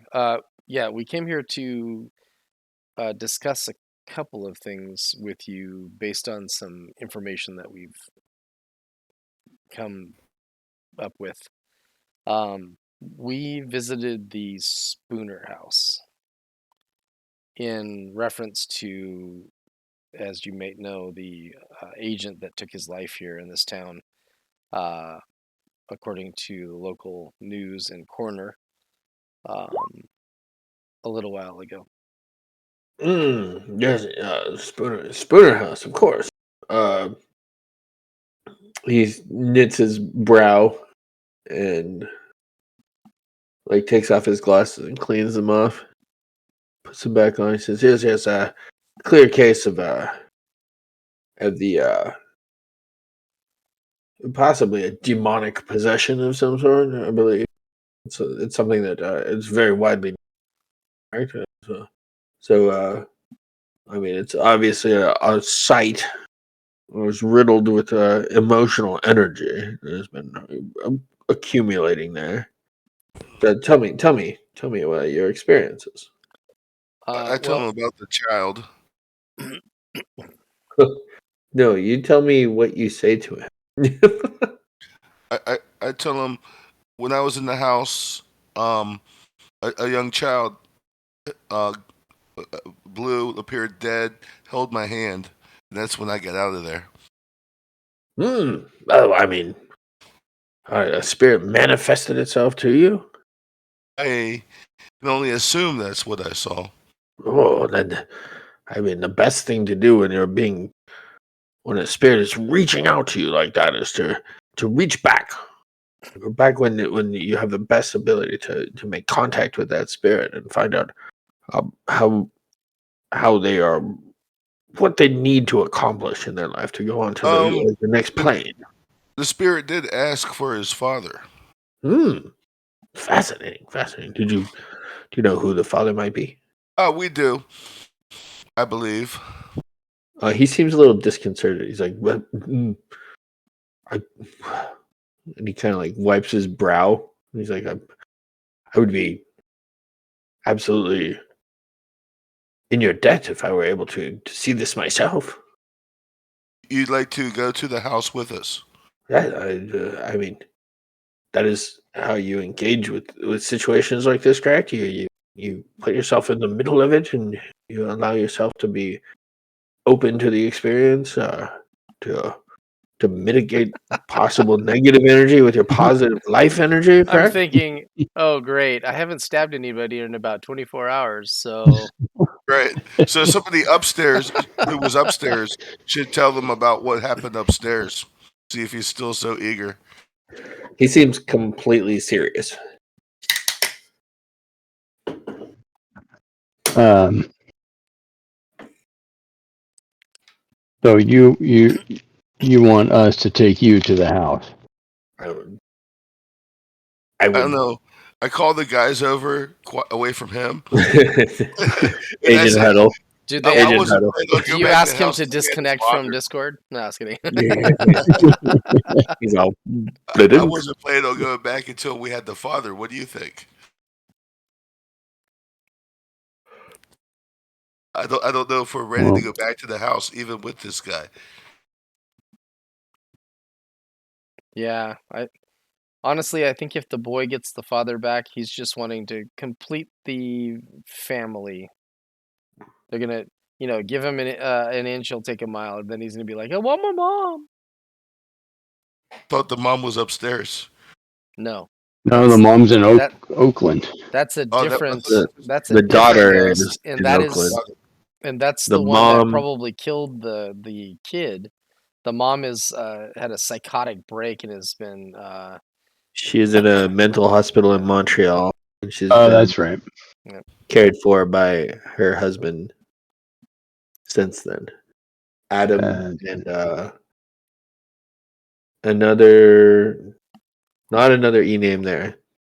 Adam and God damn it, it's too much scrolling.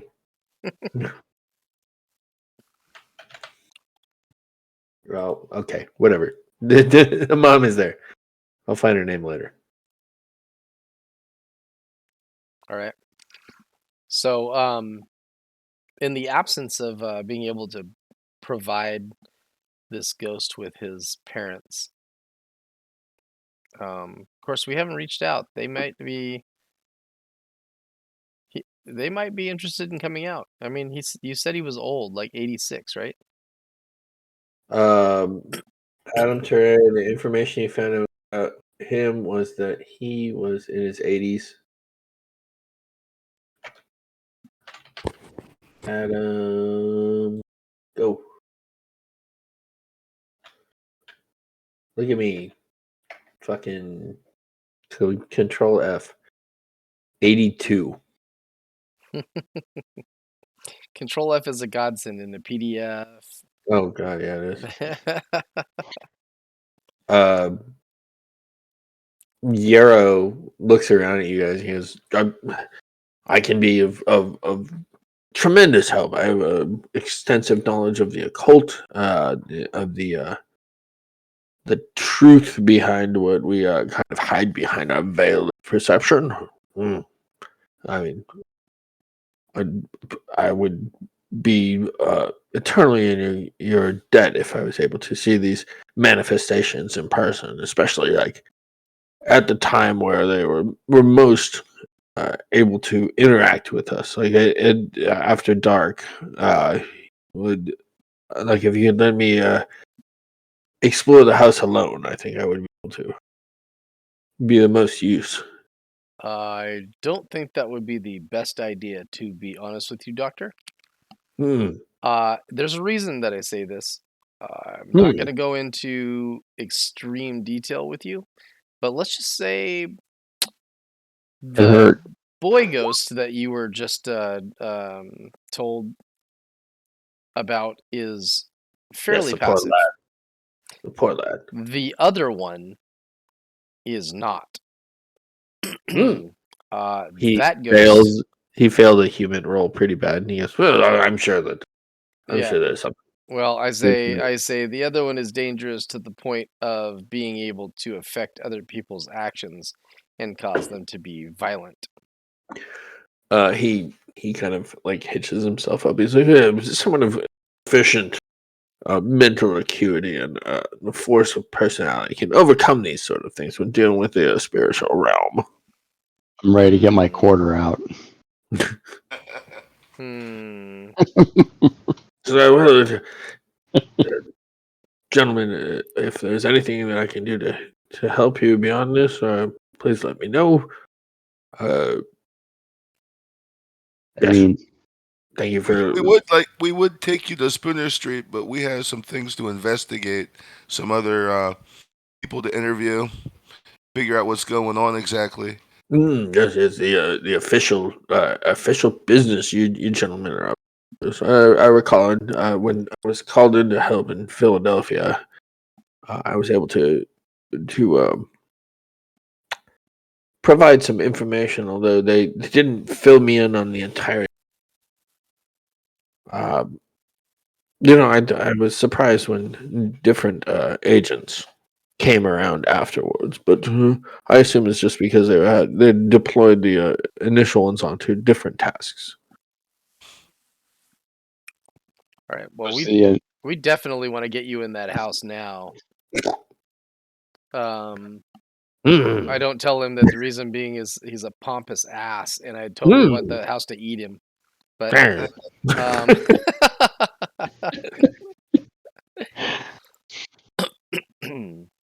He seems very excited about the prospect. yeah. So we will we'll contact you when we are more complete with our information gathering.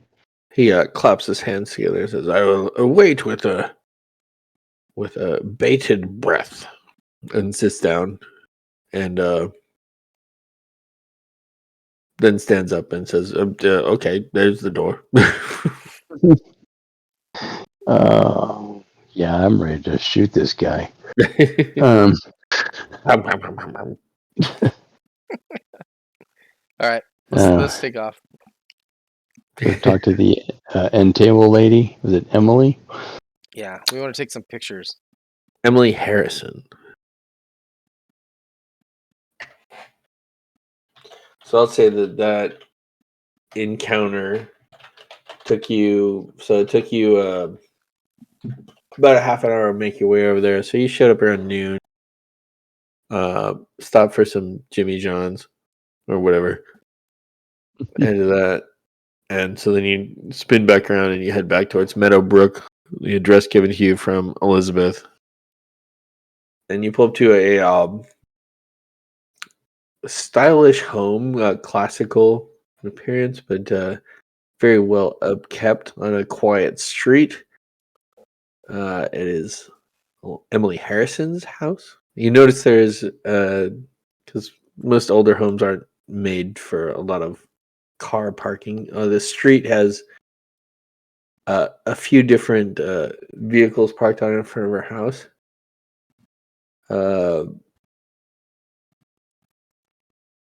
And then you get out, walk up to the door, ring the doorbell, I'd imagine.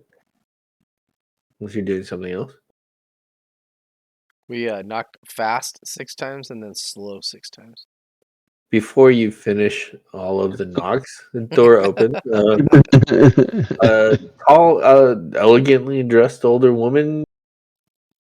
You imagine like someone in their late 70s opens the door and she says, hello.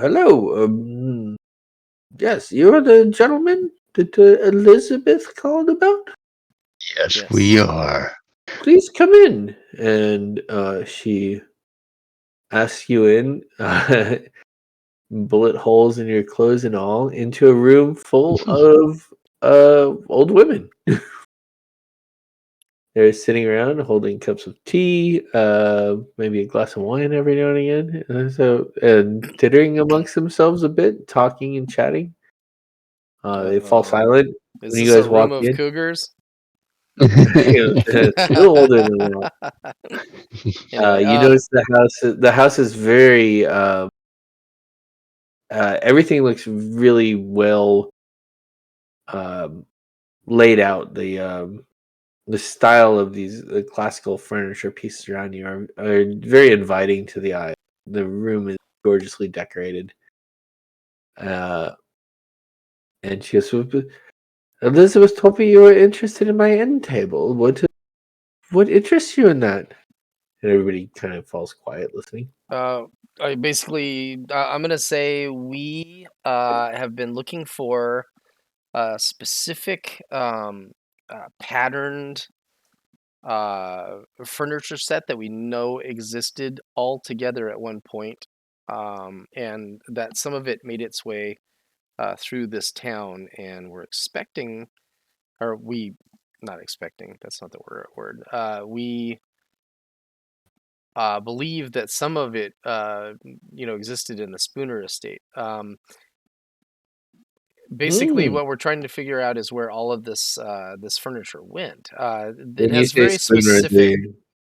when Yeah, you say Spooner, all of the ladies like kind of whisper to each other and like yeah. And basically, this furniture, all of it had very specific patterns um, in the wood, and we were hoping to get a couple pictures if you could or would show it to us. she kind of looks around with roomy eyes at the other ladies, and she is, yes, Spooner Street House, indeed. And there's a wave of like kind of whispers, and like Oh, you can tell that she's milking it. Yeah. all of these women heard that one of her pieces was being asked about by someone, and she goes, "Yeah, I of course I'd be happy to show you the piece. It's one of my treasured pieces. But what? Can you tell me what? It's a podcast, and is it related to say something like Antiques Roadshow?" If the Antiques Roadshow did not travel, and there were only like She looks maybe at me. 4 people in the show, and they were always consistent and talked about the same thing or different things on a regular, consistent schedule, that would be a podcast. So she's fascinating, and all of And this right discussion when she is says that, right when she says fascinating, I take out my phone and I say, "Would you mind if I recorded you for our podcast?" so. And you other I ladies? Because of that delivery, I am going to give you a plus 20% on your persuade roll. and I'm gonna totally need that plus 20%. I don't think you do actually. You have a pretty solid persuade. That might be me. Look at that. It's a success already. That was a 59 out of 60. It's a badass success. So you deliver this speech, and all of the ladies hearing you say that and then asking to be recorded are just like, woo! And they start lining up. Stardom. And so I'm going to say that it takes you probably 45 minutes, and then one of you guys can volunteer to take over, or however you guys want to. One of you guys will have to stay in the room recording the ladies talking. I'm filming. The other two can go. Oh, nice. Can go with Miss Harrison and examine the table. So one of you guys tell me who's doing. He already said he would film. We're gonna go, and as I walk past him, I'm like, "Hey, don't dart anyone, please." What do you got to say to that? Oh, I always wait for my chance. Out of the side of your mouth, I imagine. And she says, "Okay." Emily's got like a shawl of like kind of picture like old school like spiritualist sort of like 1800s, like late 1800s look. She goes right down this way, and she walks you down like an elegant wood panel to another door. I What she butter her up a opened- little bit more. Ma'am, you have a beautiful home. Oh, she laughs and says, "Oh, you charmer, you." And she gets her eyes kind of linger on like a bullet hole in your jacket. She's like, I say, yes. Podcasting sometimes is dangerous. She opens the door and she says, "I'm sure it is." And in the room, there's a number of pieces that are kind of. The room looks like it has pieces that are not quite sorted out yet. Maybe this is where she is like evaluating pieces. And there is a end table that you immediately recognize from the picture that you saw. She says, "Here it is. Here it is. I barely remember purchasing this. I have to admit, it was so long ago. But feel free to examine it. Yes, yes, yes." And she kind of like stares off into the middle distance a little bit. So she bought this in 1957. 56 specifically, but 1956. that's what And it's Elizabeth told us. 2017. Mm-hmm. Holy moly. She's very old. Yeah. You get the feeling that just as a thing from the keeper to you guys, that Elizabeth had a lot to do with her being able to remember this. Gotcha.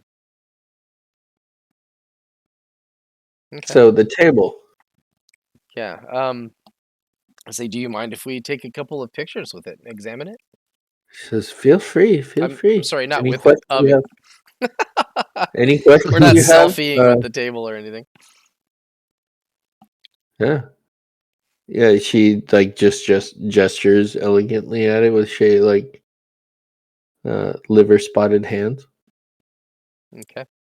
So definitely want to check out this table in terms of the grain of the wood, see if there's any patterns. We're going to take pictures. Yeah. Does the table have any drawers in it, hidden or otherwise?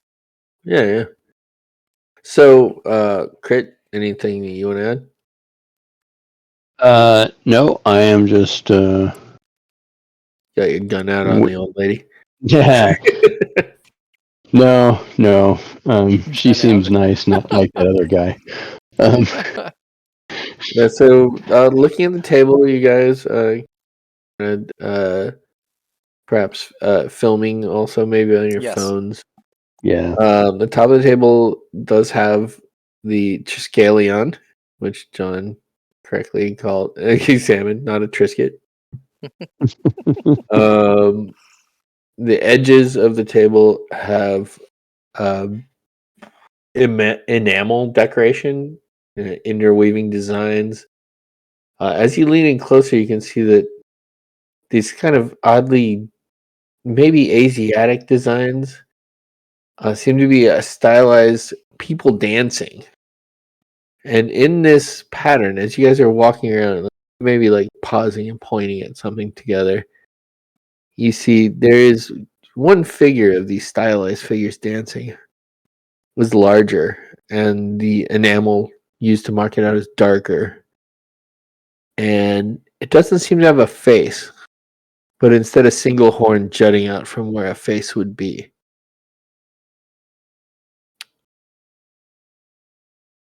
So looking at the top of the table, you notice it is marked by the Triskelion, triple spiral. And as you lean in closer and you're examining it even closer, you notice that the three legs of this spiral correspond to three separate slats of wood. You can see the seam on the top of the table. And you notice they're subtly misaligned. And you get the idea that maybe they can be moved. Okay. That's what you gather from looking at this table. All right. I turn to what's his name? Harris. Yeah. Harris And Tweed. and I say, "Hey, can you interview her for a second?" Okay. Drawing on his well of charisma. Not exactly my forte, but Okay. sure. So would the inspection of this thing be more of a forte for you? I keep her busy. You seem to have an idea of what you're looking for. All right. I have a few things I can ask her. Well, tell me what you're gonna ask. So one, after purchasing the table, have you noticed any weird going ons, say, in your home? Oh. Well, of course. And she like goes, if you look over here at this beautifully designed postmodern hutch, and she starts going into just the absolute encyclopedic description of this hutch. I will feign interest. I will just be as interested as I can pretend to be. A single tear goes down your cheek. And so we're gonna count that as fait accompli. And John, Okay. So the first thing that I'm going to do is I want to inspect the hell out of this thing. I want to see if the seams, you said they kind of misalign. Is it yes, because this thing was taken apart and not put back together properly, or is there a trap door on it that has to be activated in a certain way? are you gonna try and like wiggle it or do Yes. anything like that? As Can you I do a search as well?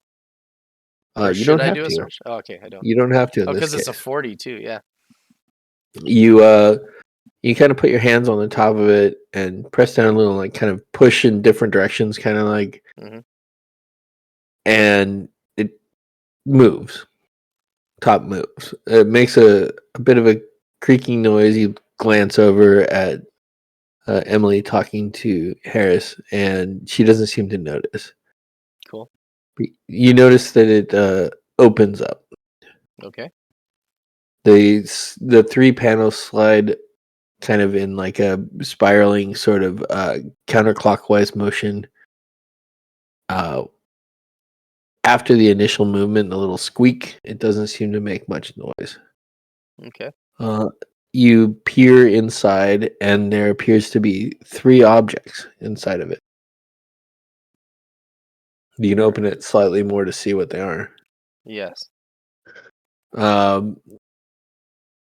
You kind of expose it more to the light in the room, and you see that there are rotting leather straps kind of nailed down or fastened down to the inner opening of this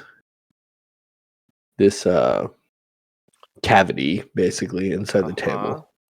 There's a bronze knife, small, less than 6 inches long.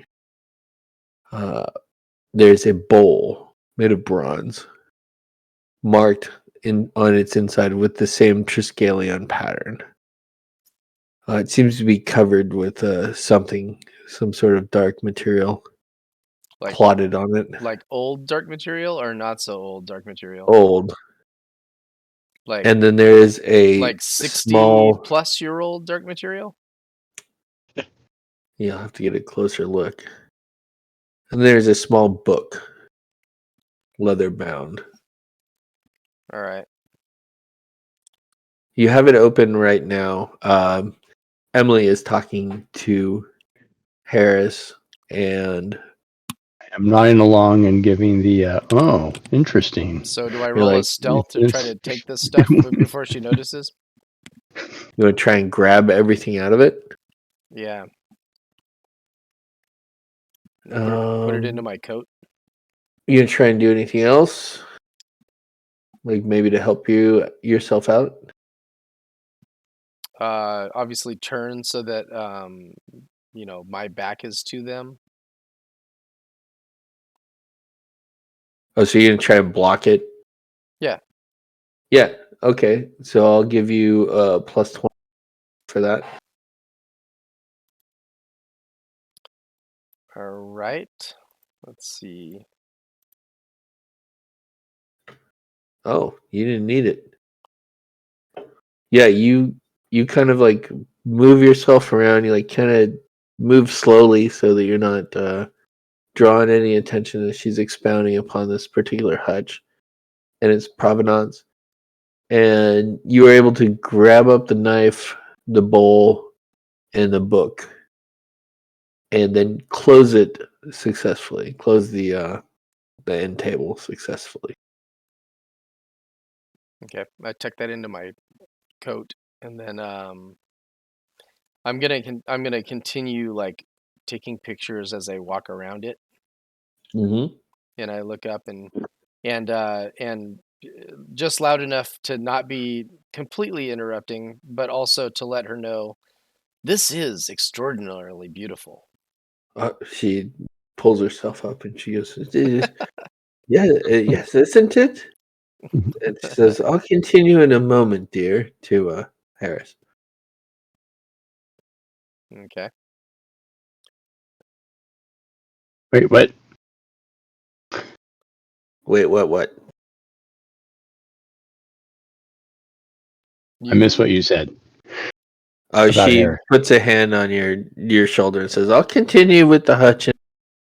You were saying, son? To me? Yeah. I said, I basically say, have you looked at the etching closely on the edges of this piece?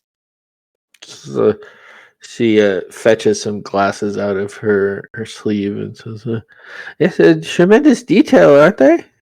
Yes. Did you notice that that the people are dancing and huh? Have She Did you see that?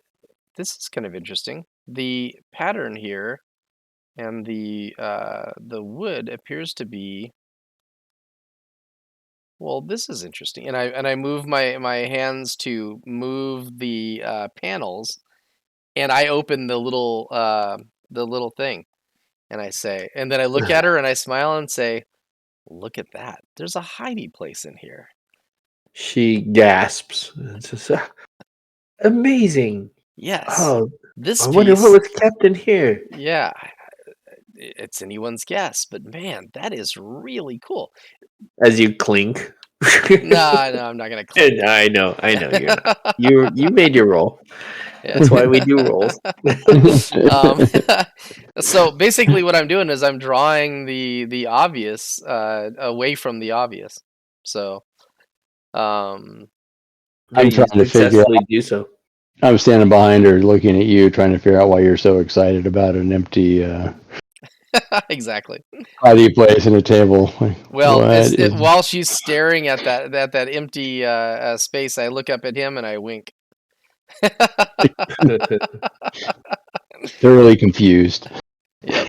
And I say, "Ma'am, I think what you have here is a beautiful piece, and I think it's probably worth even more, not just from the nostalgia purposes, but the fact that it actually has some history to it. What could have been hidden here, especially considering where it was from?" She is completely drawn in. She's oh, but can I bring my friends in on this? They're bound to be fascinated. Yes. And She hustles and I off. say, and so basically, I say, but before you get them, do you have any other pieces that you know of from the house? She's super distracted, and she's just like, how?" And she thinks she's and stops for a second and says, "No, this is the piece that I purchased. Elizabeth could yes, yes, yes." And she hustles off. She goes, Okay. girls. Yep. And so we'll stick around for like another couple of minutes, basically getting their input. Yeah, you get Um, like absolutely old ladied. yep. It just And then we'll beg leave. yeah, that works perfectly. You glad hand a bit. You're told how handsome you are several times. I seriously And doubt that if for I were my character. if I were 40 years younger, Oh. many times, and then eventually you're able to beg your way out and bid the ladies goodbye as Emily is opening and shutting the tops of the top of the end table to everyone's I amazement. hope we didn't just like release a demon into her house. Anyway, I Hey. guess we'll see her back, or we'll see her again when we have to go exercise. So while that happens, I'm gonna break. Okay. I'll grab some coffee then. Yeah, yeah.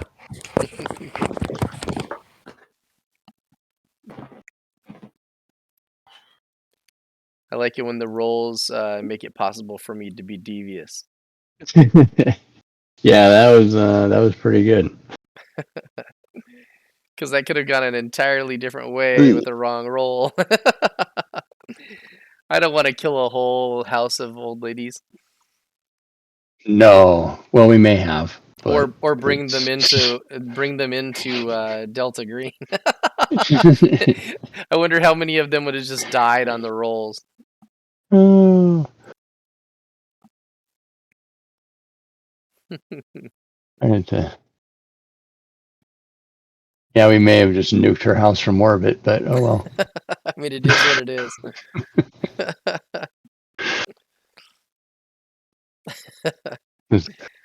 What'd you guys do? The Ripley maneuver?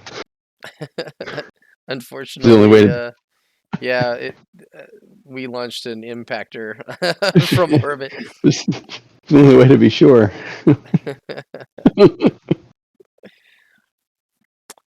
Steel rod at 25,000 miles an hour, right into the house. Leaves a crater about a half a mile. Oh man, that's what the futuristic Delta Green will be. Oh yeah, no shit. Yeah, just dropping rocks on buildings from space. All right. So you guys make your escape from the Harrison house.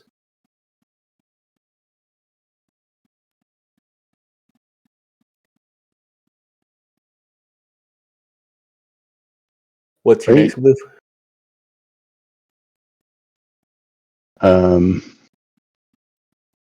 Well, I'd like once we get to the car, I'd like to ask.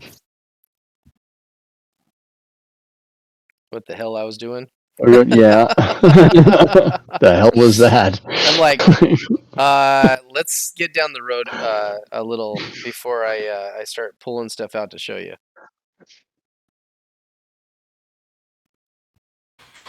All Yeah, right. so you see a small, about 5-inch long bronze knife. Looks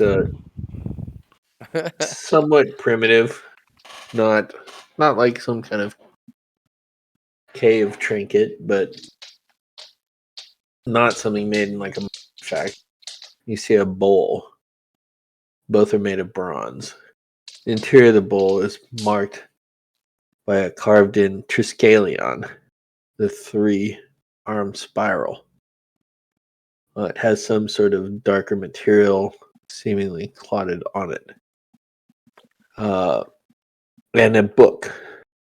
A small book, one that like kind of flows a hand, but not by much.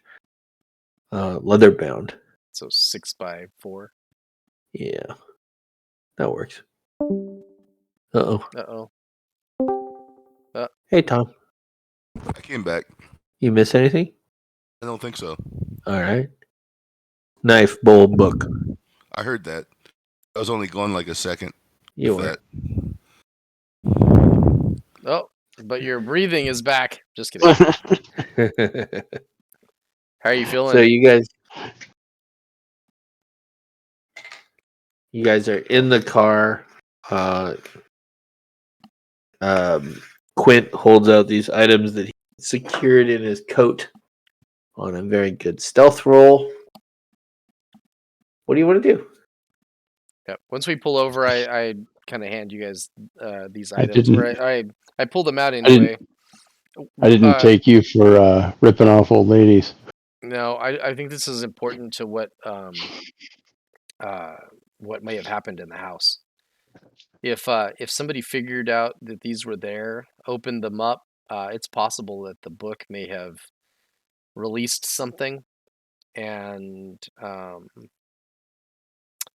this looks like a sacrificial bowl. If I was a betting Delta Green agent, ultimately I would think that this clotted material is something that came from a human body.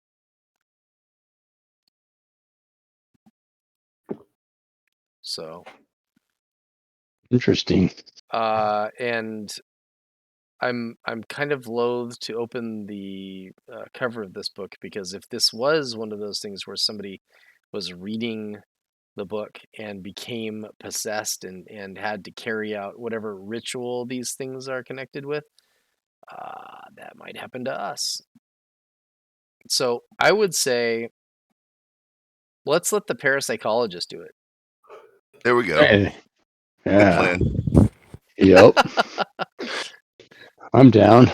But we'll have Let's him see do if it. his.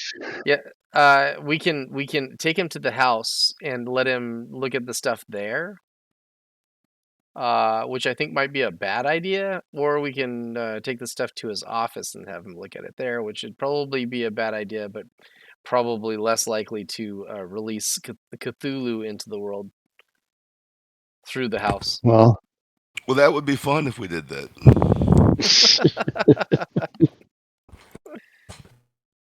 well, I imagine the odds of that guy's face melting are pretty low in his office. Well, So lower. lower, yeah. Yeah. Yeah, either way works for me. Okay. But I don't want to open it. Let's have him open it. Yeah, and he may have some knowledge. Actually, she might have some. The antique dealer may have some knowledge there too. But I would be more likely to believe that the scientist would have some, maybe even be able to read it. You never know.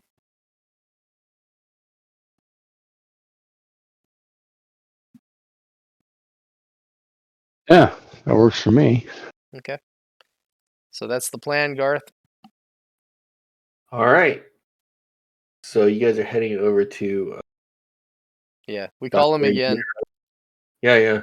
This Oh, time, this time I don't call him Emil. I call him Doctor. yes, yes, yes.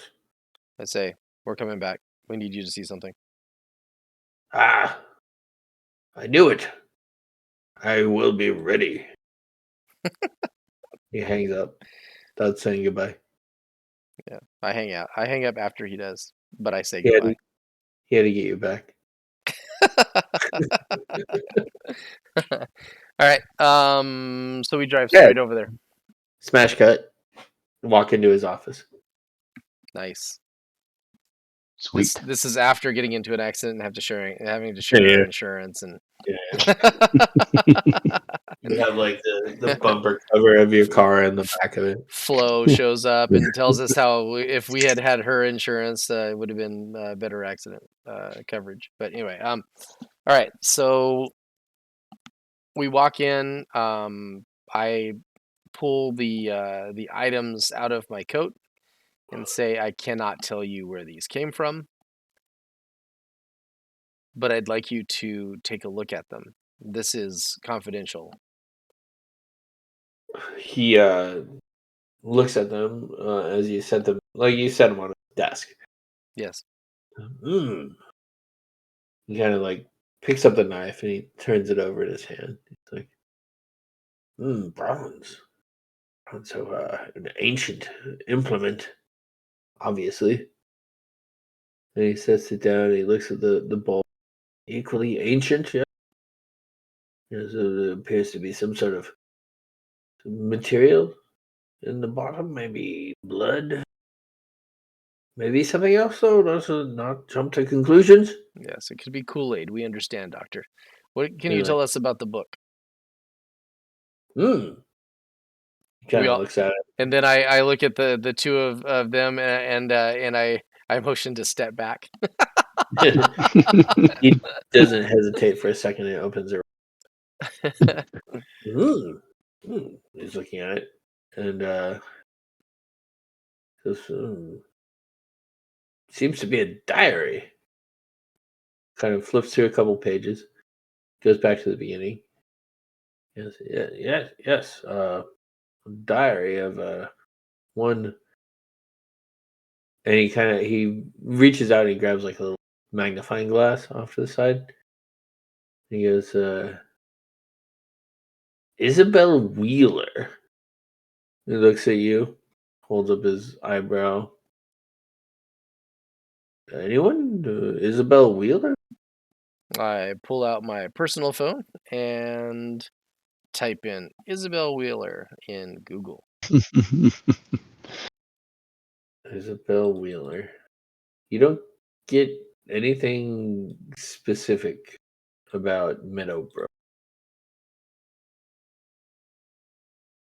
Okay. I look further past Meadowbrook. Well, actually, I turn to our doctor and I ask him if he can continue on looking at that for that name.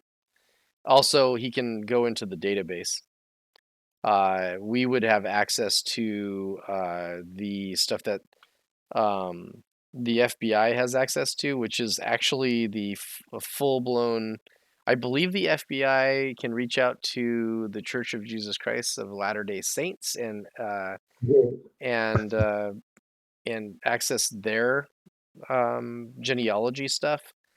Yeah. And I believe that what's this called? Ancestry.com has an open channel with the with law enforcement as well.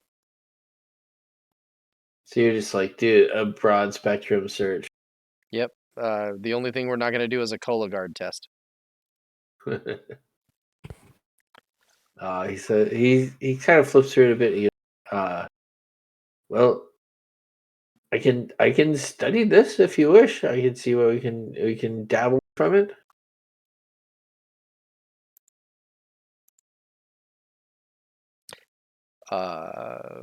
We're not going to leave that with you. He seems So insulted. no. It's not that kind of not leave it with you. We're going to stay here while you're with it. We believe that anything that came from that house may be dangerous. He does like a shuffle through this.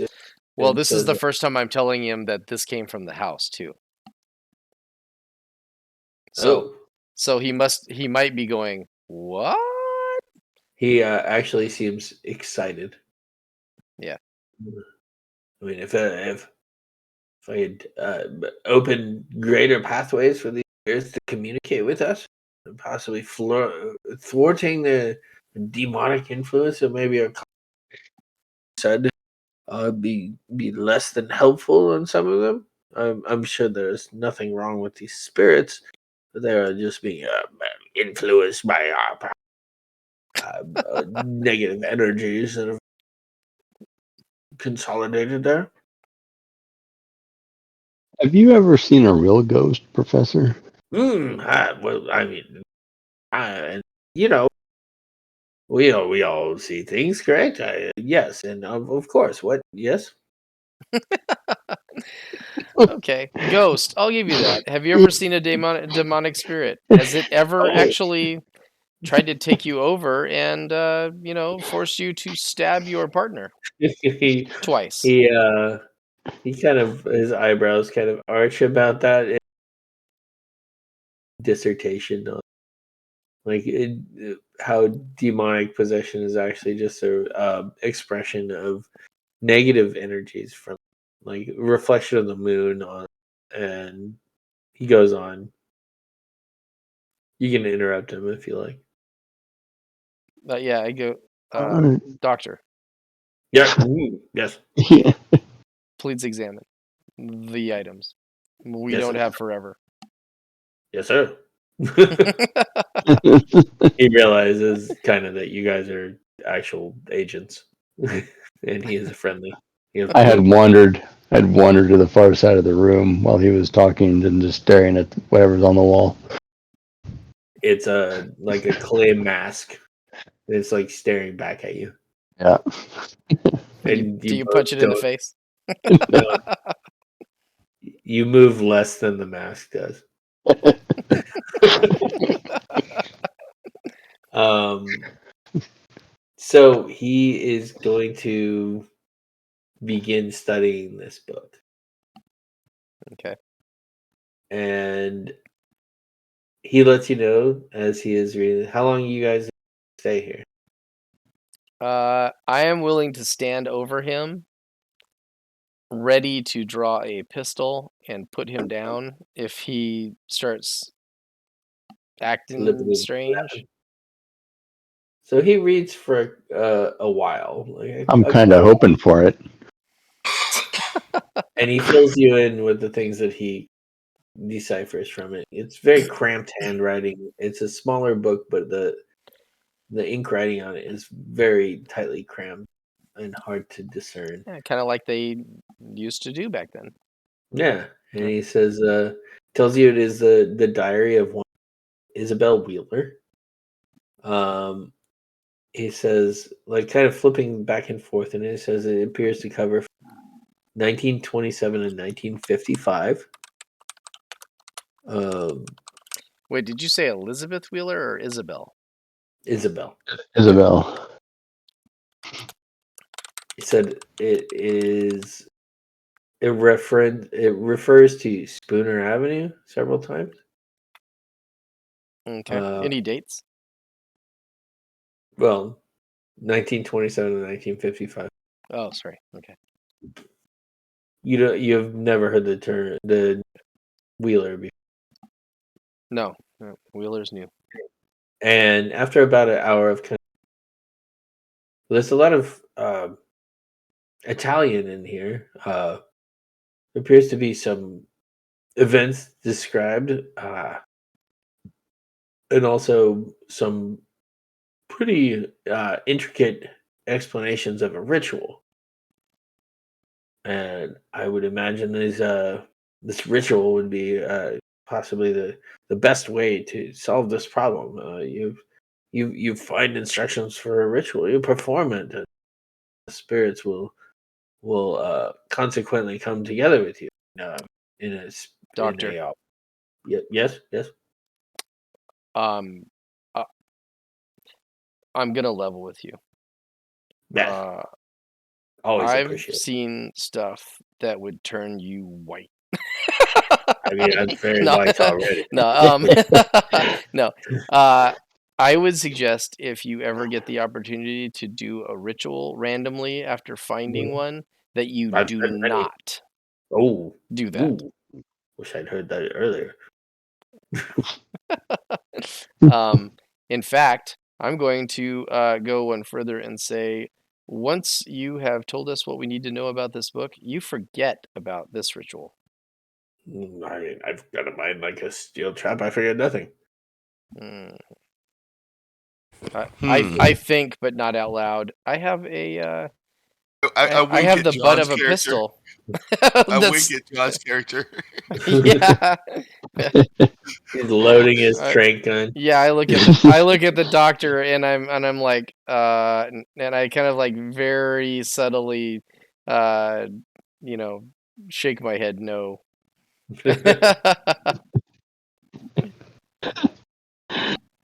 Oh, and then Well, I take out my phone and I text him, not yet.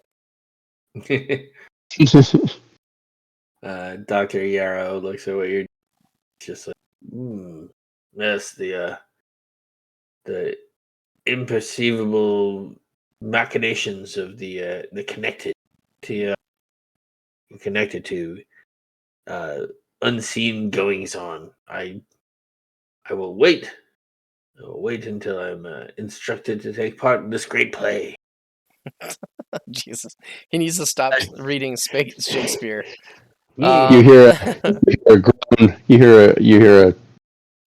hear a light groan from the far side of the The room. first reaction from Uh, Dr. Yarrow's bullshit.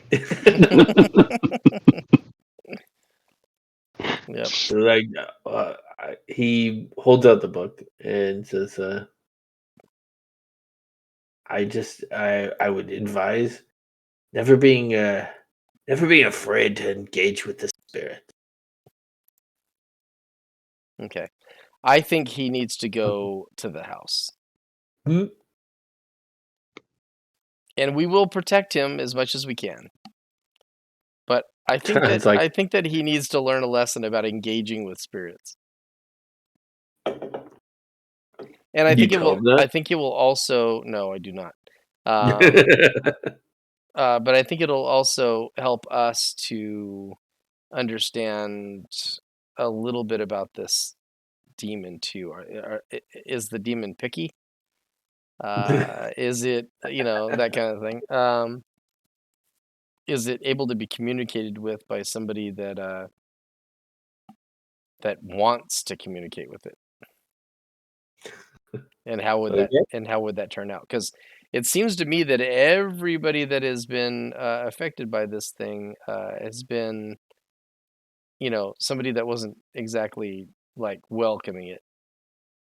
And I have a sneaky suspicion that he's going to welcome that thing right into him, and Crit's going to get his dreams fulfilled. All right. The pompous ass.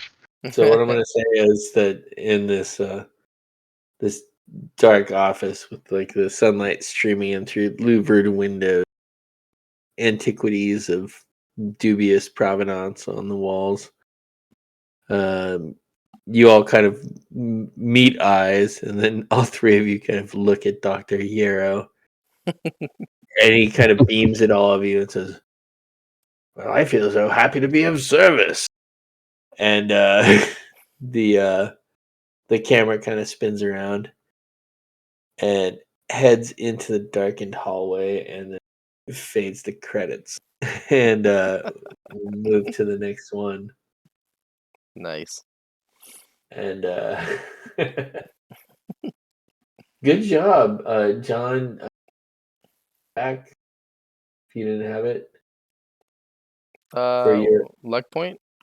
yeah. I still had mine from last Okay, time. so Luckily, I didn't have to use it. No. there we go.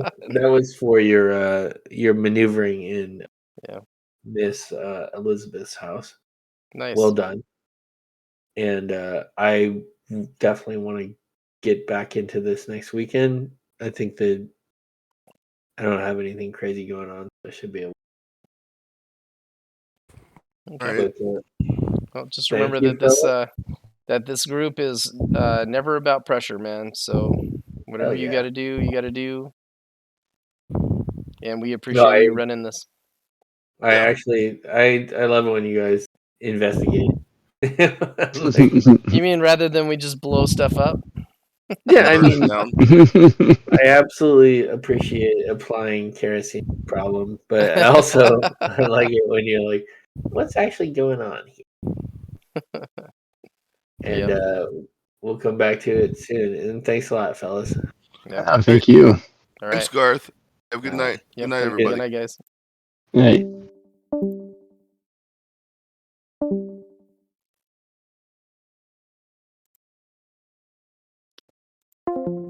All right. So that was pretty awesome.